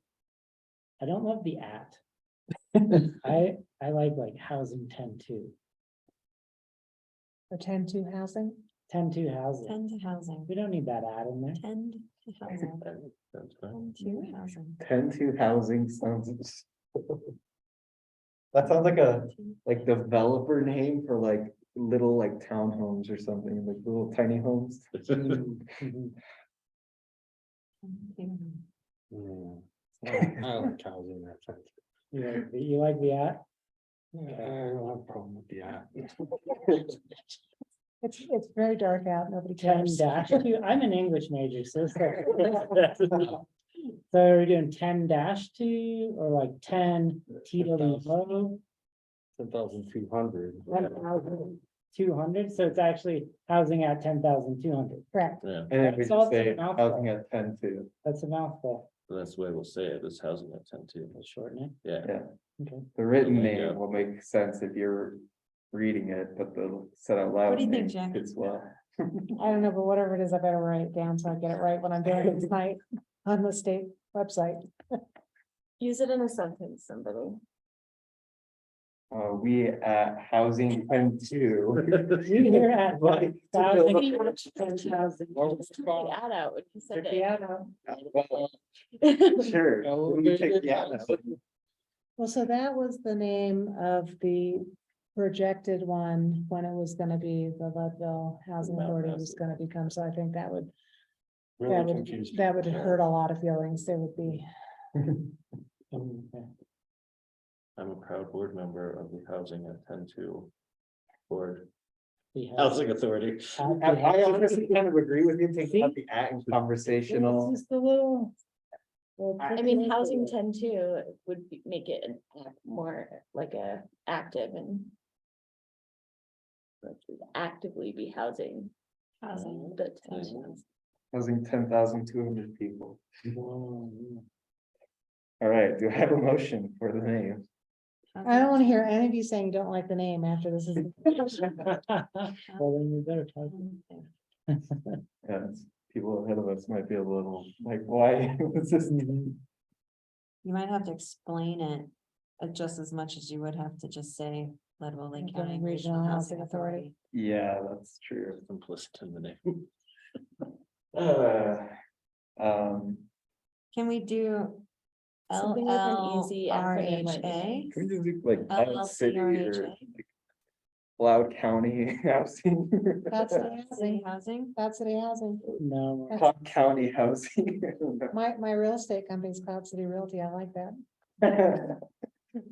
Well, maybe not. Let's just make it easier for me. Silver City Housing? Does it matter that there is? I don't think that we need to use the use of the word authority, but the fact that there is like a governing group implied in the name. I imagine not for the Because when- DBA, right? Like there's. processes that take place through this. You still have to put the whole name and the DBA on something. And is this then? making it even I longer? think you're making it maybe longer.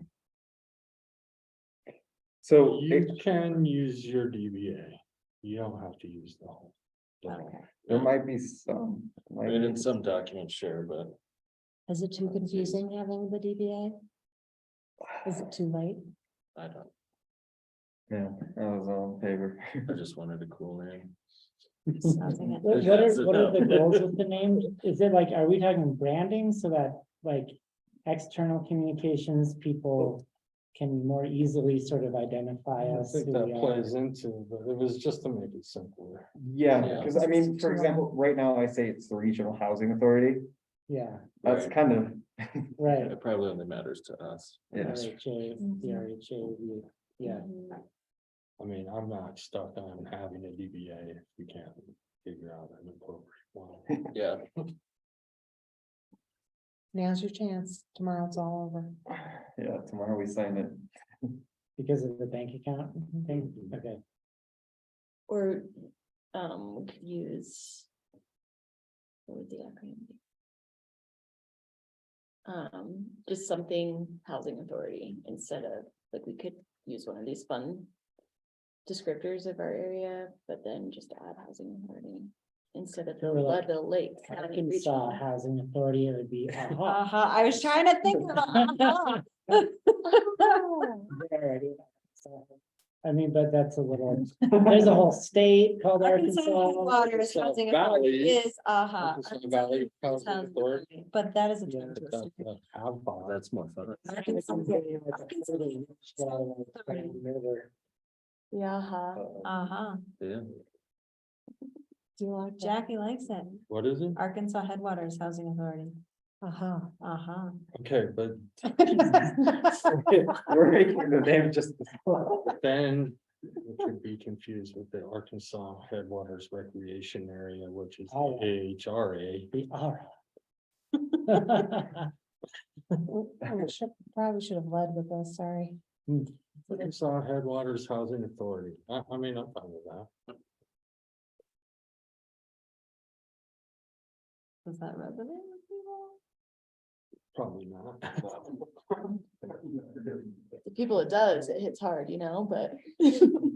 Yeah, it hits on me. It was just a thought. So, Just like so like we include- can add a DBA later. I don't know the You answer. can if you want to get it complicated. Okay. Uh, I mean, I do think like this begs the question of like greater external communication and like presence in the community and branding. And I do think that's important to think about. And I think as we grow and I think that will be something we will want to develop better, and like it'll be more on our promotional materials and education materials and stuff. It feels like maybe a little rushed with just like a bunch of tired people on the lane at 7:21 That's trying when I to get be most creative. So you're like, No. you're there? You're- no. Okay. Top of the rock. Like it maybe seems a little hasty, but. Yeah. Or, I mean, I'm not local to know what the language is, but like Cloud City Housing Authority, is that like something people would recognize that language as being a local organization or? Yeah, but then people would go, that's creative. Or. City thing. Is there? Yeah. Okay, how about All of it's. 10-2 Housing Authority Into housing authority. I like it. or? I like 10-2 Housing Authority. Yeah, to the beginning. Okay, It doesn't have. Do I have a motion? No. Any motion givers? Right. I'm just like. Housing at 10, housing authority. Son of housing. 10-2 housing. We're just like. 10-2 David housing? after about. 10-2 housing. Housing 10-2, 10-2 housing is a little less weird than I- housing 10-2. Housing makes sense. I like less words, because that's what we're trying to get rid of is words. 10,200 housing? I mean, it would be spelled out 10,000 comma 200 Okay, Does housing. it have to be though? Could it be like 10.2? Or doesn't that imply? a comma? If you want to confuse people, I think for written purposes, it makes the most sense to spell or to like put 10,200 because then people know what you're referring to, you know, that's, 10, comma 200 housing. Or- yeah. Or just housing? we'll do housing. Like the housing. Housing 10 Housing tends to does not. As tends to housing. I like that. 10,200. Like in a sentence. The community members.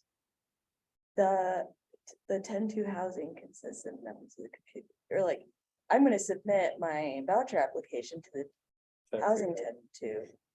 10,200. So housing 10,200. I think 10,200, I think the 10,200 at the beginning. If we go that route, I would agree. Okay, can we have a vote? Housing 10? Well, do I have a motion? Well, Anyone committed enough? what are we considering? Making making our DBA 10 to housing.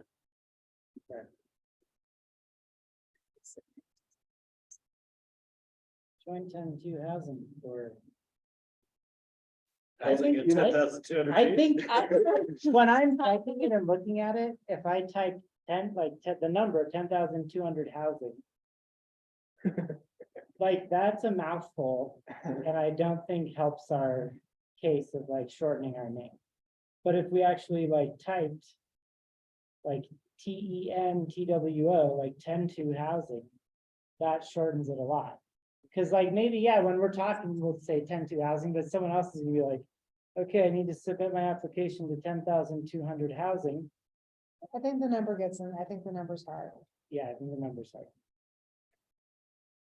Numbers are hard, especially numbers that and word. words are too. Not be creative. So and how, just go. How about we? I'm opening that bank account tomorrow. I was gonna say, how about we don't do it yet? I mean, Okay. okay, We like, should- worst comes to worst, we just don't use our DBA. Yeah, we can also Like- not use. We could always. We could just go back to. Worst comes to worst, we could just not have a DBA That's it. and, I mean, we can figure it out later. Yeah. It's not. Tim and I will go drinking and we'll think of something great. Okay, All right, We'll head up to What's Manhattan. that? so why don't you guys do that Take a look, tonight? sir. And give me a call before noon. Everybody can come. So we're not gonna do it. That's the, We're not doing it. Unless you wanna make a motion. I'm okay with no DBA. Okay. I just don't hear anybody making a motion. Don't care. I like the idea in general, I don't want to do something hasty and then it's like, Yeah, I don't wanna be hasty. all right, And then, be like, why did you do that? then I don't have a Because it's motion.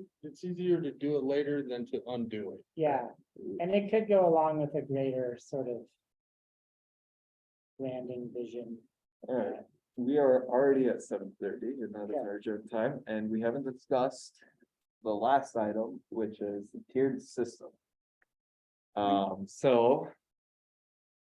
I'll go ahead and say it. I'll start off. I don't want to do it because I feel like it'd be inappropriate, but just to get us conversating, I feel like we should definitely.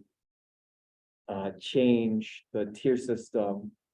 Where tier 2 reads the same, except it includes, people who live in Lake County.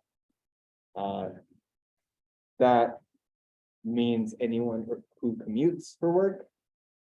Will also qualify as much as anyone who works here. That's what's common practice in other counties. It makes most sense. We only have so many jobs to offer. No matter what we do, we can't get the whole community to live and work here. So. My opinion that's. The approach that we take. What page are the tiers on? 12. 12. think I would be opposed to that. We are not like other counties. We have a extraordinary amount of people that commute, upwards of 80%. Which puts our workforce in a compromised position. when it comes to housing. What's our vacancy rate in the county, do you know, job vacancy rate? County? 0.4. In the county? Yeah. we're pretty 3.4. low. Did, No, but for my employee, like our staff? No, County like the government? entire. Oh, county. okay, oh, yeah, All All employers jobs. I within think the the- unemployment rate is 3.4. yeah, unemployment is. Yeah, it's 3.4. The vacancy rate, I'd have to look. So I don't even know. Yeah, I if that don't know what exists, I'm the- just curious. Christian, you're proposing that without any sort of restriction on how long they've lived here?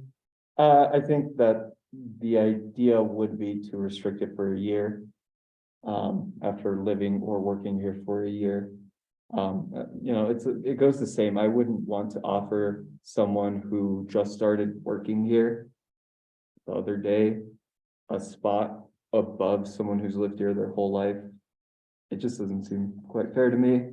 And it, regardless of what that time is, in my opinion, they should just be in the same tier system. There shouldn't be a separation between a commuter and a local worker. I think we have to absolutely prioritize local workforce. This commuter situation that we have in this county creates big problems. I'm sorry.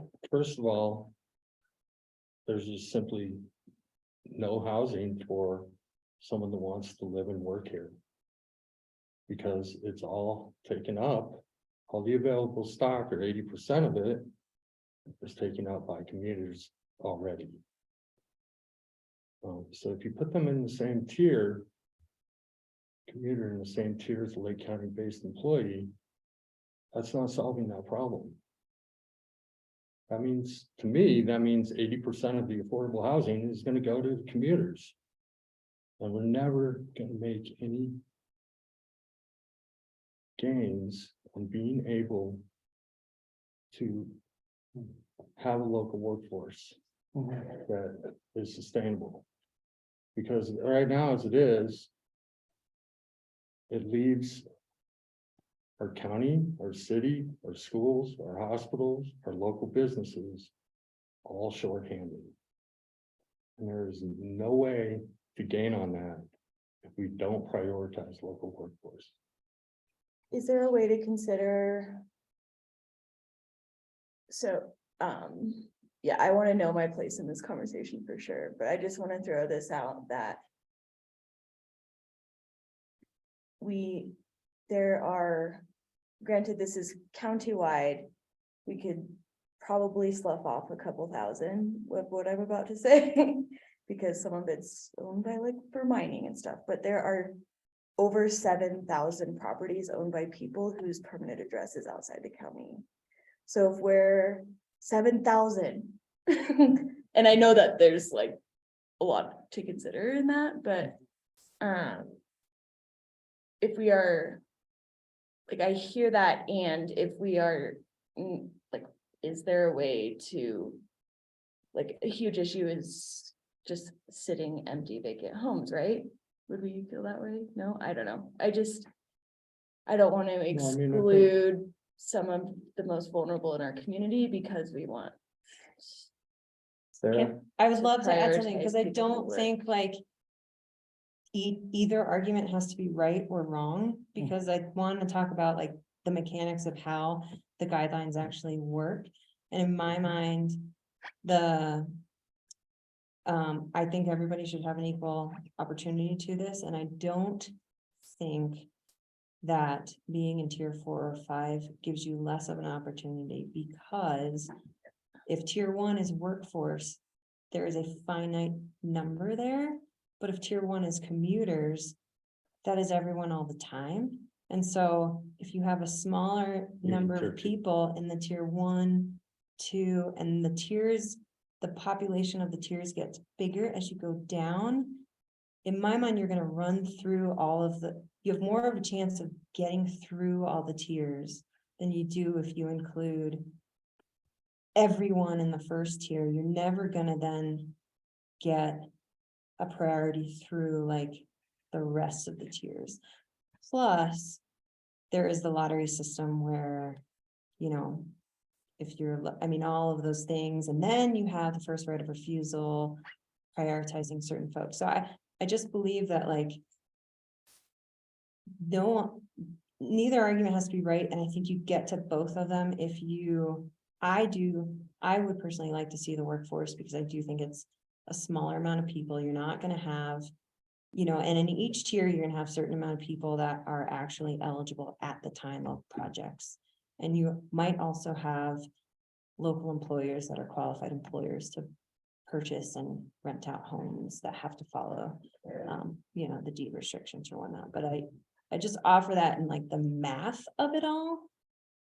And see if that, And I want to remind everyone that this process isn't like, what we put here isn't final. There's going to be different tiers for all of the individual things. So in reality, what this is a message to the people of what we think the priorities are.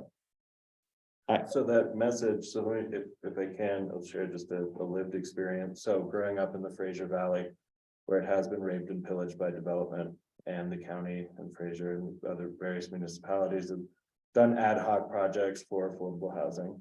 So what happens is, if your intention here, your message for the community is, really what the community is gonna see are the people who live in that affordable housing. Because what has ended up happening in several developments in the Fraser Valley is that you have people who are, whether they're commuters or if they set up their tax structure, you have people who are living in affordable housing units waiting for their home to be built in the community. And you have all of these things. So I think by this, I mean, whatever image you're trying to portray is hard to actually prove in reality. So just keep that in mind, and that there's not a perfect solution to this, but it is going to be, I mean, you're gonna have the message on paper, but then you're gonna have the message in reality of why is this person, why did they get housing? Over me. Does anyone else have comments? So just going back to the mechanics, like. The house is available, there's one unit, right? And it's like. Would it be the case that you would go to tier 1? Does anyone want it from tier 1? Let's say 5 people want it from tier 1, so you have a 5-person lottery. Like one of them's gonna. So- your first eligibility criteria is meeting the criteria of tier 1, but then you have to go through. Criteria for the lottery, So right? there's a In bunch tier of one. other. There's a bunch of other eligibility criteria. So some people meeting that criteria would be in tier 1, like say that's a school district property and they have first right of refusal. So they'd see if any Lake County school district employee Mhm, would want it.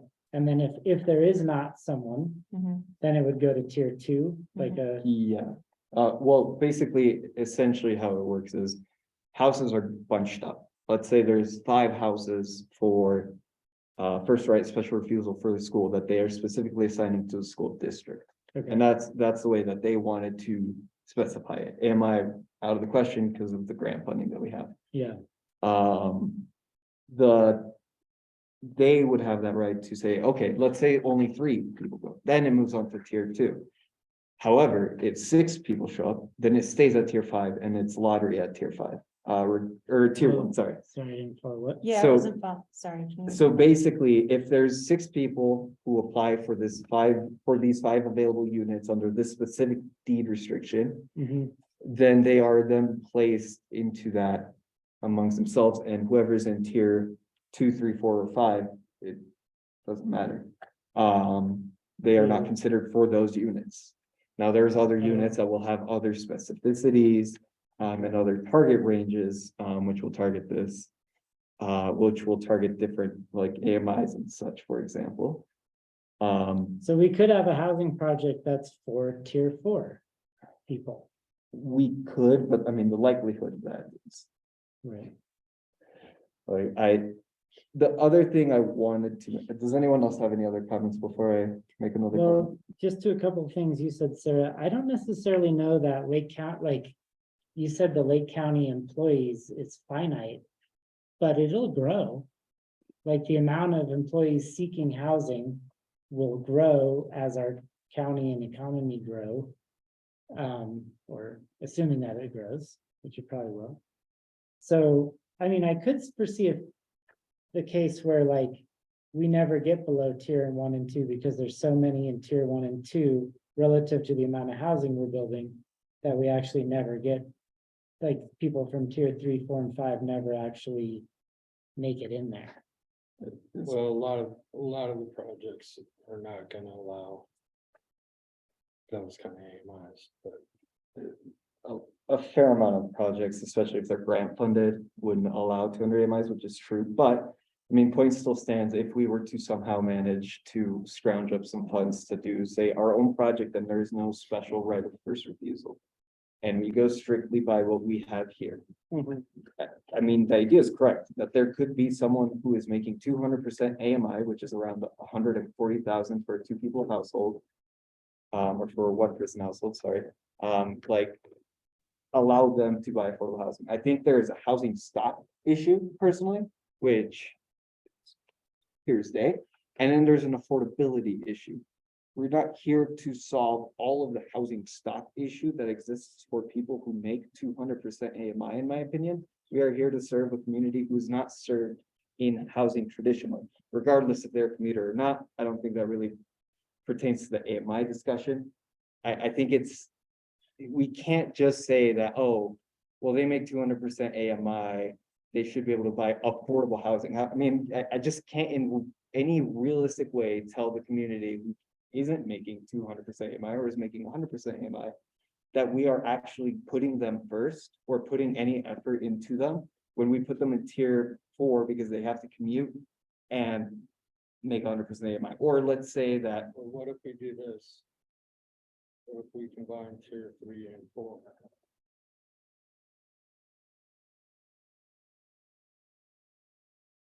that's a potential solution. What does everyone else think? I'm open to that. Like, I think you guys probably, or Christian and Tim probably recall, or I guess others too, that I had proposed at one point combining 4 and 2. Like you could qualify for tier 2 by either of those. Mhm. But I feel like combining tier 4 and 3 would, You have maybe. to have a prioritization for local workforce. That has to be fixed. I think that's I think that To strengthen our local workforce strengthens this community. I totally agree with you, Tim, like workforce is a problem. I think my concern is an influx of new people who get jobs here, who then are getting the housing, which solves the workforce problem, but then never opens up opportunity for people who have been living here a long time to take advantage of these housing opportunities. let me give you why that would So I suck. just, like, I agree with you, but I want to try to solve both those problems, you know? If we have a sales tax increase, if we implement a sales tax increase, there's a good chance that people who live here will buy something locally. Not everyone, not every single individual, people obviously commute for groceries and such, but they are paying into that to us. And then we turn around and tell them, because they've lived here already. And we turn around and tell them, well, you commute, so I'm sorry, you're gonna be prioritized at tier 4. Over someone who may have just started here at 200% AMI. And literally just started, like the other day just started, said, you know what, this housing looks fair. We don't have enough people in tier 2 because it's such a limited pool of people, but we have enough people at tier 3 to fill that void in. And all of a sudden, someone who's making 200% AMI is housed in an affordable housing, where someone who is making 100% AMI, who is paying into the system because they've lived here for so many years, isn't getting housing. I don't see in a world in which we can say it's fair to people who are commuting that we are going to put them in a lower tier than people who work here. I don't disagree that we need to have local workforce. I just don't think that you should solve a circle issue with a triangle and try to jam a triangle into a circle issue. I don't think it's fair to folks who want to work here and strengthen our community I to mean, I not think prioritize them. there's just some I inherent. I have no inequities that are problem there. combining tiers 3 and 4. I agree that we need workforce housing, but there's just some inherent equity things in the sense that there are not enough jobs like a lot of the people commuting are, there's people commuting for all sorts of jobs. A big spectrum of what type of job they're commuting for. But the jobs that are available in Lake County aren't available to all those folks, like folks going over the hill to say clean at hotels. Like there are not enough cleaning jobs here for them to just be like, oh, cool, I'll just switch and work in Lake County instead. There's some, but not enough, you know, so like. I think like those folks will end up being pushed out of this system, like they won't have access. Well, should we, well, in tier 3, if we combine tier 3, tier 4. Yeah, I mean, I like combining tier 3 and 4 better than what it is right now. I like combining tier 4 and 2 better than what combining tier 3 and 4. You're not solving any big picture problems. Well, I mean, we're solving people who don't have housing to be available to buy housing. Yeah, but you're never going to be able to build enough housing to solve that problem. Absolutely, and that's true regardless if we had local workforce in here or not as a priority over communities. Sure, you can go a long ways to solving the local workforce housing problem. I just don't think that's true at all. Prioritizing. I think it's The other thing I would say is that when you have 80% of the folks that live here working somewhere else, that means that we suffer from the sales tax revenue side. Those folks that are working over the hill are spending their money in the places that they work in. And yet the city's And making I have, record profits. and I have evidence of that. I- Right, nearly every city street in the city limits needs paved. Why hasn't that been done? Because we don't generate the revenue for it. Part of that reason is I think because there's those many dollars don't get, lenses. There's don't get many spent. lenses, right? Like, in my mind, from the equity lens, and I look at AMI, 200% AMI. My husband and I both have bachelor's degrees, and I will have a master's degree here soon, and I will still make far less than 200 AMI. And we come from very privileged backgrounds, like, we were able to source from our family to have the capacity to put in a down payment. Like, if I have that privilege and capacity, the people who haven't had access to education to be able to get higher paying jobs are the ones who are commuting. Largely, correct me if I'm wrong, but my understanding and what I've learned so far is, I think all Christian's asking for is to put on our equity lens and say, does this couple or small family who's had a leverage their whole life get a opportunity before people who have maybe not had the same opportunity and have lived here, they just work out of the county. And further to the point, that doesn't mean that there isn't going to be housing restricted to local workforce or, I mean, quite frankly, as we described here, I think it's called, what do we use, like the COVID workforce, essential workers. At some point, I would imagine essential workers will have their own tier, local essential workers will have their own tier for specific housing.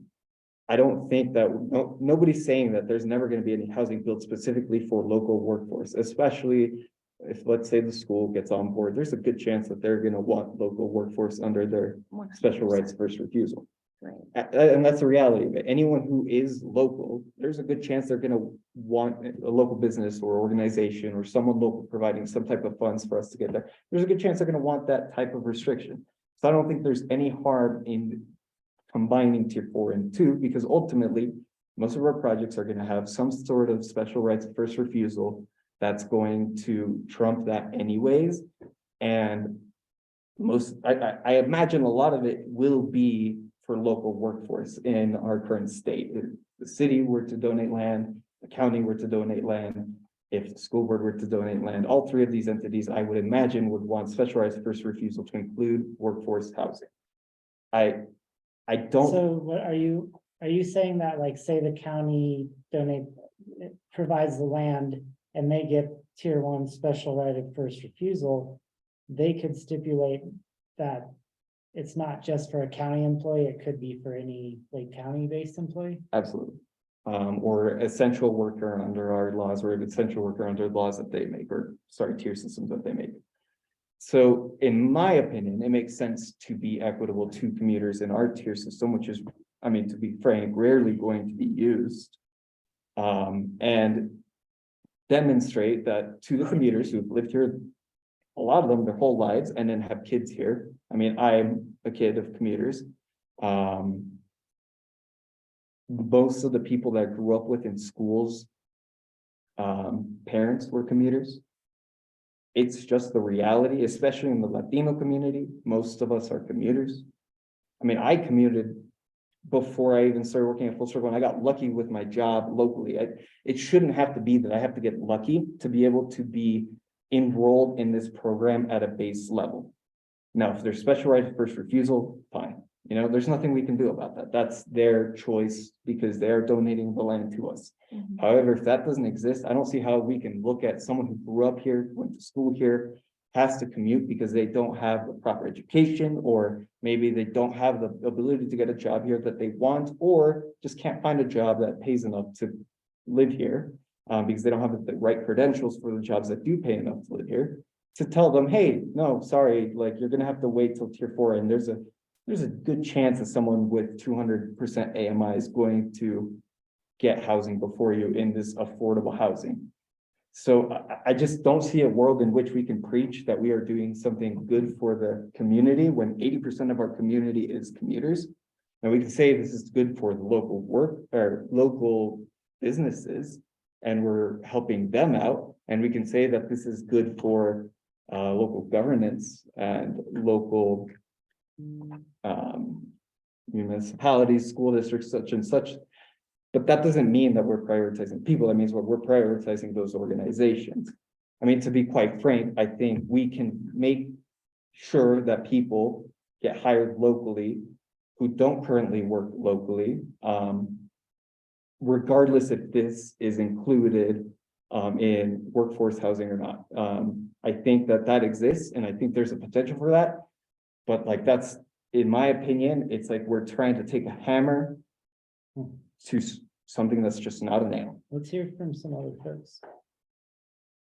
I think there are a couple of things we need to unpack and then realize the point of this board, right, is the focus on housing.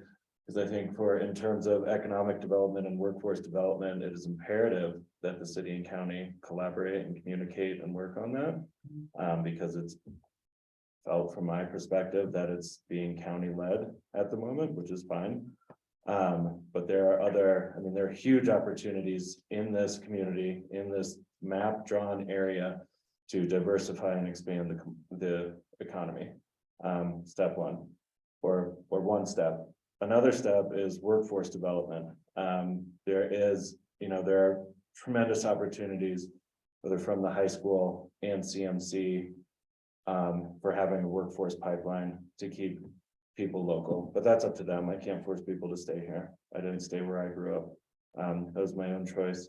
And I also just want people to think about, I mean, yes, if we change these tiers, I'm agnostic on it at the moment, but we're subsidizing Eagle and Summit and Chaffey counties. We're shooting ourselves in our feet by not having some kind of, I think, like prioritization of locals. And I don't know how you define that. And I mean, we can debate it all night, but I just want people to think about that as well, right? We aren't getting anything from Summit, Eagle, and Chaffey County out of this. Have there been surveys done or like feedback collected from commuters?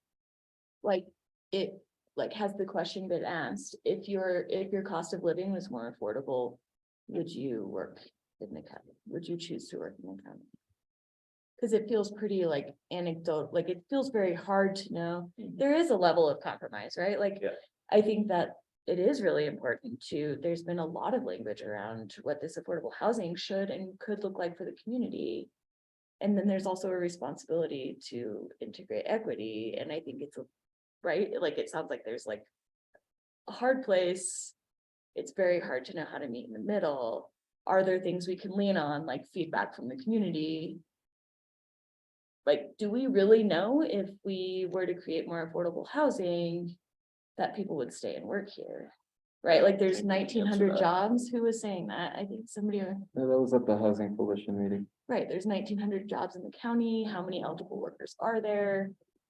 Can we reasonably expect large amounts of people to stay in the county if there's more affordable housing? I don't know. It's just No, those like, are I great think like questions. thoughts 'Cause that are important to me. There's been a lot of work on Consider. quantifying the cost of commuting, Sure. and the trade-off that way, but I don't think there's been, where there's not a data point on the questions you're asking. Not that I've seen. Yeah. What if we switch tier 3 into?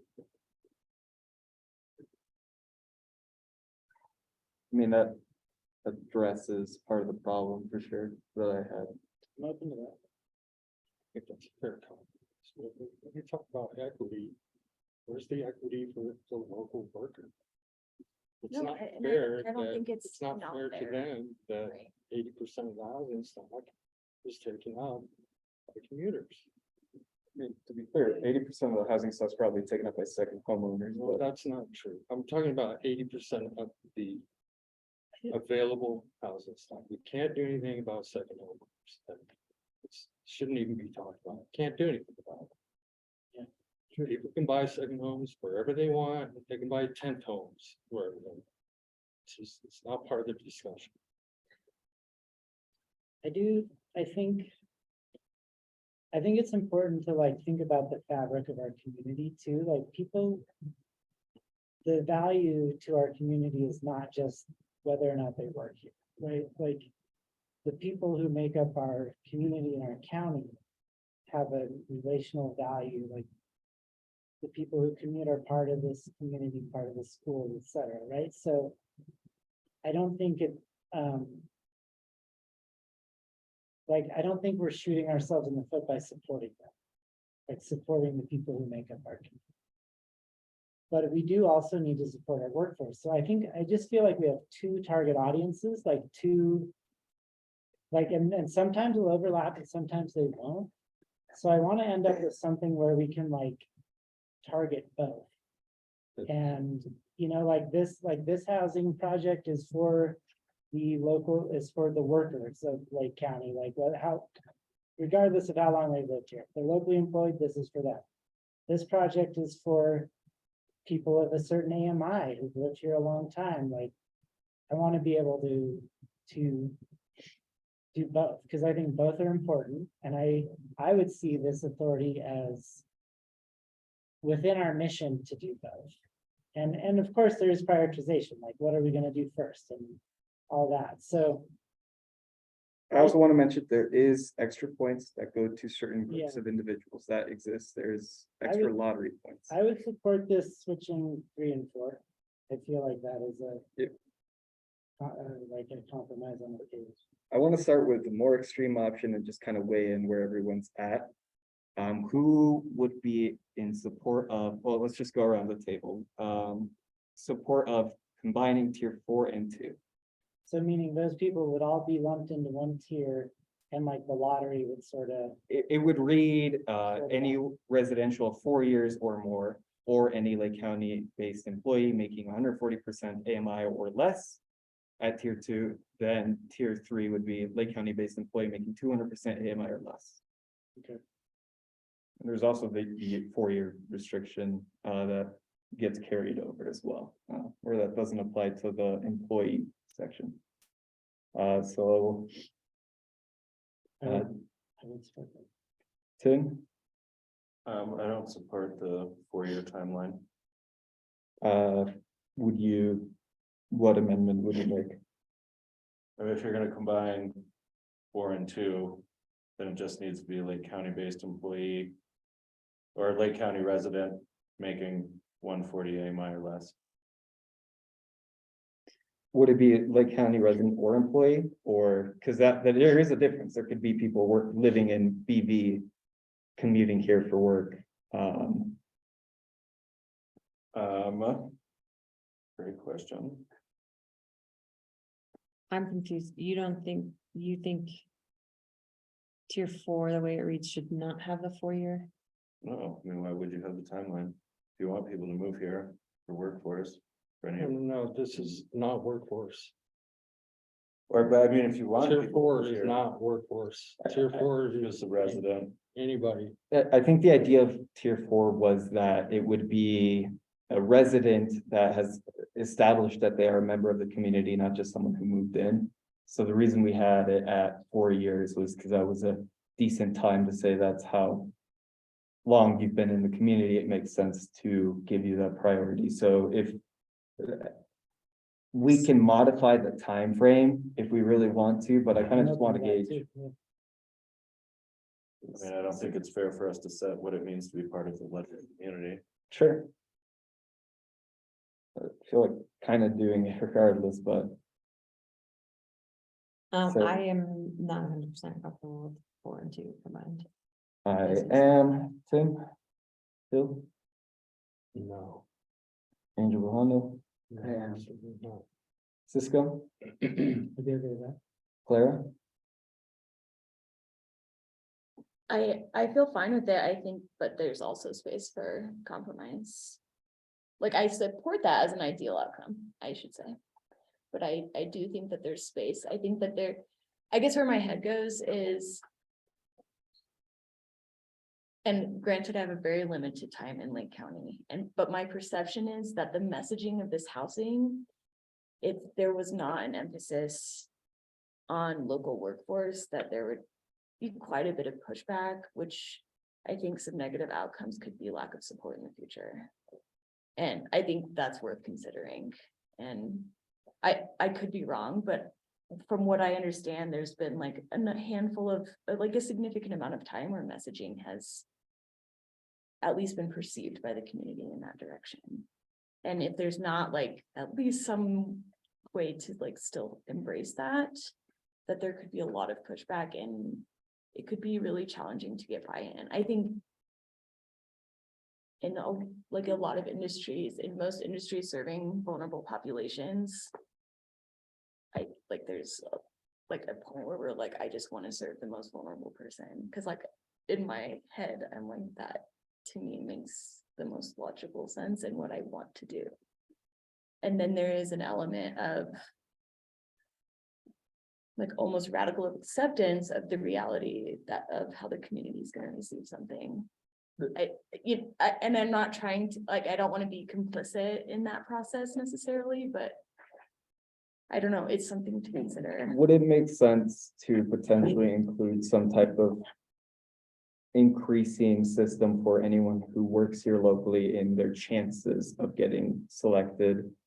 Would that feel like a fair compromise, having some X amount of year residents or base employee, no limit? We're getting that with I the- think that. Okay, so that does that exist. We're is, addressing that on the next page. Okay.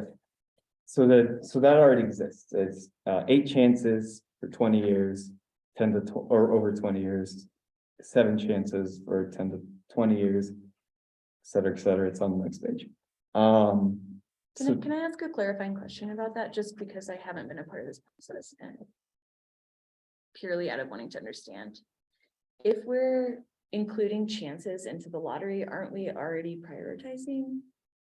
So wouldn't it, I'm not like questioning the process. I'm just curious, like if we're already prioritizing by providing chances, shouldn't the selection process only be within the people who have the same amount of chances? Because we've already done that prioritization. I guess the Then idea. that would be truly random, right? say that again. Like in my head, if like I have 10 chances because of my circumstances, but Cisco has 1 chance and Cisco gets drawn. Is that to me, that pulls away from, like, we've already done prioritization because we've already identified somebody has. I think there's two layers of prioritization, like if we were both in the same tier, then yeah, you would have the better odds, right? I guess that's just where I'm confused at.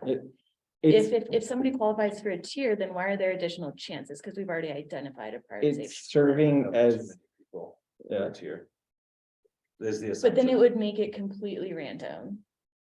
right, but it serves as an incentive or a reward rather for those people who have lived here for 20 years and have worked here for 20 years. So then Um, wouldn't the tiers be based on what qualifies for their chances and not? No, not necessarily, because the idea is that even though, say, who've lived here for 1 year and worked here for 1 year and worked locally, am competing against Jimmy at Safeway, who's lived and worked here for 20 years. The idea of this system, when we made it, was to say, well, I'm sorry, but Jimmy's been has been contributing to the local workforce for 20 years. He deserves more chances than someone who's been here for 1 year. I think that was kind of the idea behind it. And that makes sense to me. I think, yeah, and I can follow up, but I think it's like, then, I mean, we have the power to decide that person gets, there's like in homeless services, there's the iSpit app vulnerability that creates eligibility for like Section 8 vouchers or housing vouchers and things like that. Where there's an assessment done based on their vulnerabilities and then they get a number, right? And the reason And why it feels like that's kind of happening, but it's done in a way in which we don't necessarily have to do too much admin work is the point. Like if we were to do a full assessment on who deserves one thing more than another, it's really subjective. This kind of opens the door to how can we prioritize without being subjective, is what the conversation was. And also it's less administrative work to have a Can I also Chance. throw out I do favor like force multiplying those tax dollars for the residential and the commercial, like the local businesses. There are at least 4 Latino businesses owned downtown and on and there are many businesses that are locally owned that commute over but are Lake County based. Like we aren't not serving all of our demographics. And I fear that if we don't offer this extra benefit for locally owned businesses, whether or not you physically have a brick and mortar building in Lake County, we'll lose that aspect of our community as well with locally the option, like an opportunity to be an entrepreneur and a business owner locally also. And I still do think that there's like a smaller pool of people as the tiers sit and I don't disagree with you, Cisco. I don't know. I mean, I don't know that we really know the answers to this until we're actually implementing this and we see and really get like how it works. And I also just wonder, I'm like, how do we, I hear the school board saying we need to recruit folks and more people of color to teach in our schools. And if they're not already getting those within our community, like how do we support that effort if we can't prioritize it here? But also like Lake County based employee, I'm not sure that it should be just somebody who hasn't been here for employed for at least like a year. Although sorry, I got to talk out loud. If that is the deed restriction on that unit, it will remain that. And if you are no longer a Leadville based employee, you may not live there, you must move. On the contrary, if you live in a deed restriction in which you qualify at first and you buy the unit, if you switch jobs. Oh, then you you keep but the the unit. sale of that needs to Has go to back go to. to, so what could happen is someone under this system buys a unit. No restriction on how long they've been working here, switches jobs overboard or over the mountain. It's just as realistic as anything else under what we currently have. There's no restriction that says once you buy the unit, you have to keep working locally. I don't think it'd be fair to anyone, honestly, to do that either. But that is a possibility that could happen. Interesting. The rental will happen. Rental's different story. But. So. It sounds like I don't think we have to come to a decision today, do we? No, and I think I think we need to be respectful of all your time, so. Yeah. I think we need to table this to the next one, but I think it's a good conversation and. Can you write out your questions? The changes, or what do you mean, or? I don't know, I don't need your. I just, if people have like key questions on it, I mean, I've written down a couple of things you asked, Christian. Could we refer to maybe some, like, just to circle back a little bit on things, like, do we know that local business owners and homeowners are reflective of the demographics? I can only assume that it's not, right? So like, what can we rely on to make decisions that are less subjective? Because the census says one thing about our Latinx community, but we know that the school system's reporting differently. So I just think there's gaps in what our understanding of the composition of the community looks like. So like, I think that's great questions right down for the group to think. right, like, I just, Talk Can about we what put like coalition is. families even in the tiers? Well, I think Well, we it's brought that up in consider- our discussions, but it got into like this discrimination territory. Well, that and just, I mean, reminders of like the AMIs, right? It benefits single people. And Sarah, did you mean prioritizing like families, like? Sure, adults families living with in, dependents? what? Like adults living with youth dependents? Yeah. Like, Yeah, I think is we, that possible? I think it sounded like. that Fair could housing, easily fair get housing, into fair housing, fair fair housing, housing fair housing, discrimination. fair Can't. housing. Can't do that. So, But the higher the AMI, the more you are in theory helping families. well, that's not always necessarily true, but. So to close things out, Housing Coalition is going to write an article on the Herald. Specifically about commuters in our community. They have their own opinion as well, and there are people who have supported our work before we existed. So I think it's valuable to see what they have to say. Disclaimer, I'm the chair of the Housing Coalition, though I'm not involved in the article writing. It is fair to see what they have to say and take it in. So I think it's best that we table it and circle back on this conversation next meeting. Can you please just start like a shared document for people to put their questions or their thoughts somewhere, so we're actually prepared for this conversation, because no offense, I have sat through a year's worth of these meetings. And I understand everyone's personal views and angles, but I love the data-driven questions, and I just like key things that like people that we can react to and think on. Be super for me. I also have one update for the group. Move on. Yep. I applied to the community investments. Whatever, at Freeport, the Community Investment Fund for $400,000. For the Leadville Lake County Regional Housing Authority. We were denied. Of the 15 application reviewed, this application scored a 3. Made me feel great. whose butt do I gotta kick? Yeah. We're gonna So do this, it. yeah, so, right, so the one that made me the most wanting to kick butts was understanding this is a critical priority in Lake County and across the region. The committee wanted to better understand how the county and the housing authority is working with the other housing organizations such as the Chafee Housing Trust and the Housing Coalition.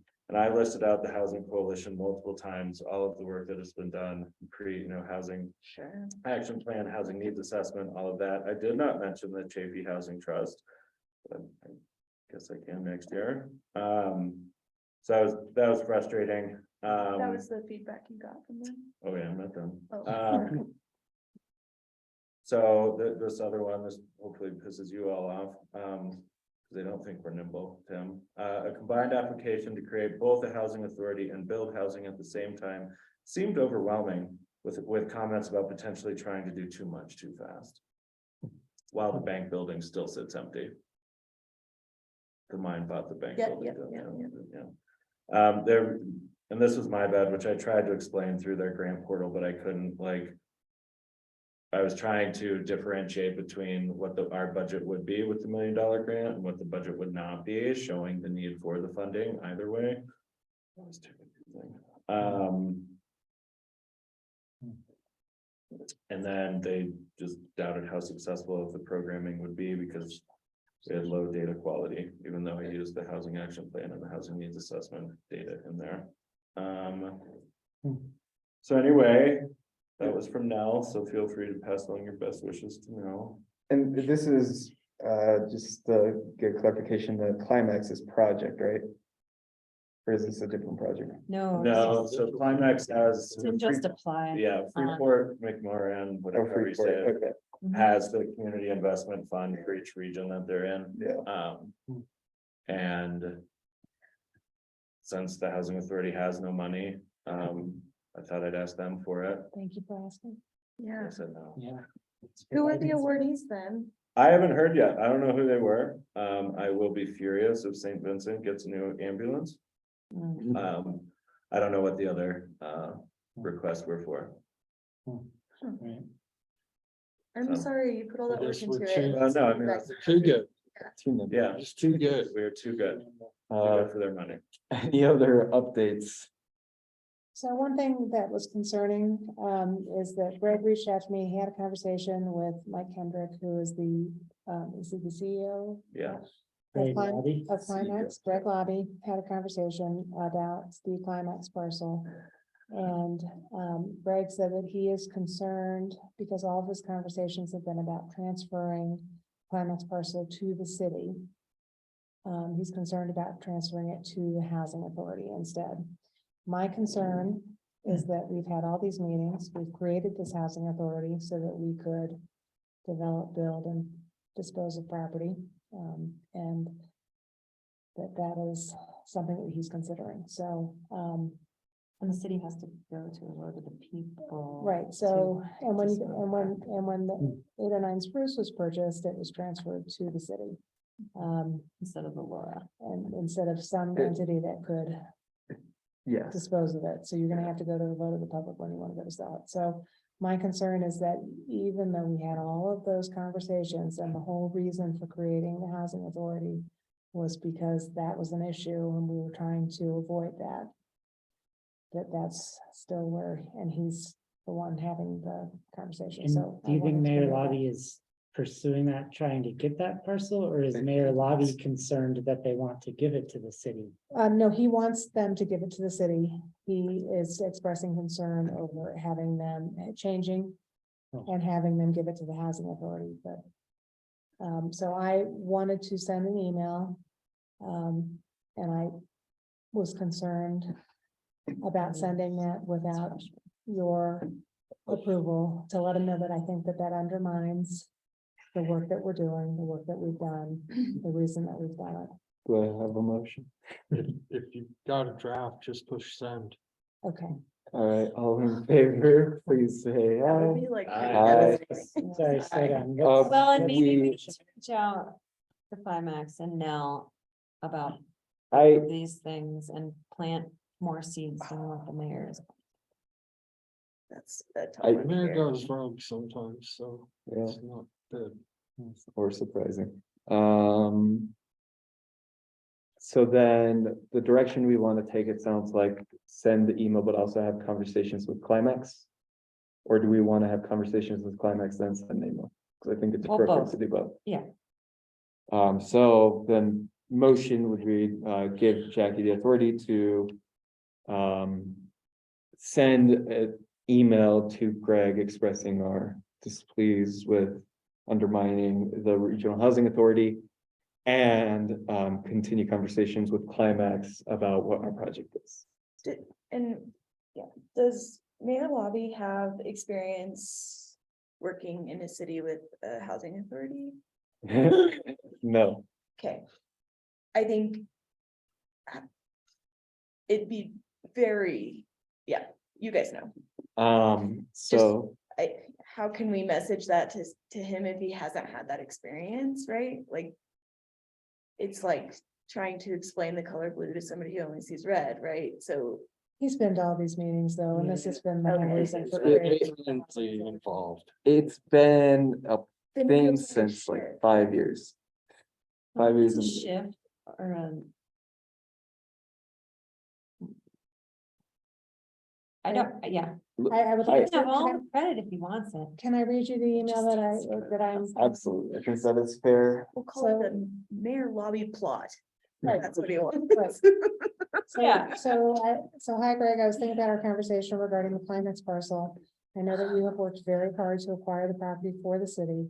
I just wanted to remind you that one of the biggest reasons for creating the Regional Housing Authority is so that we can offer land banking, land donation, development, and sell off units without the issue of the city going to a vote for permission from the citizens.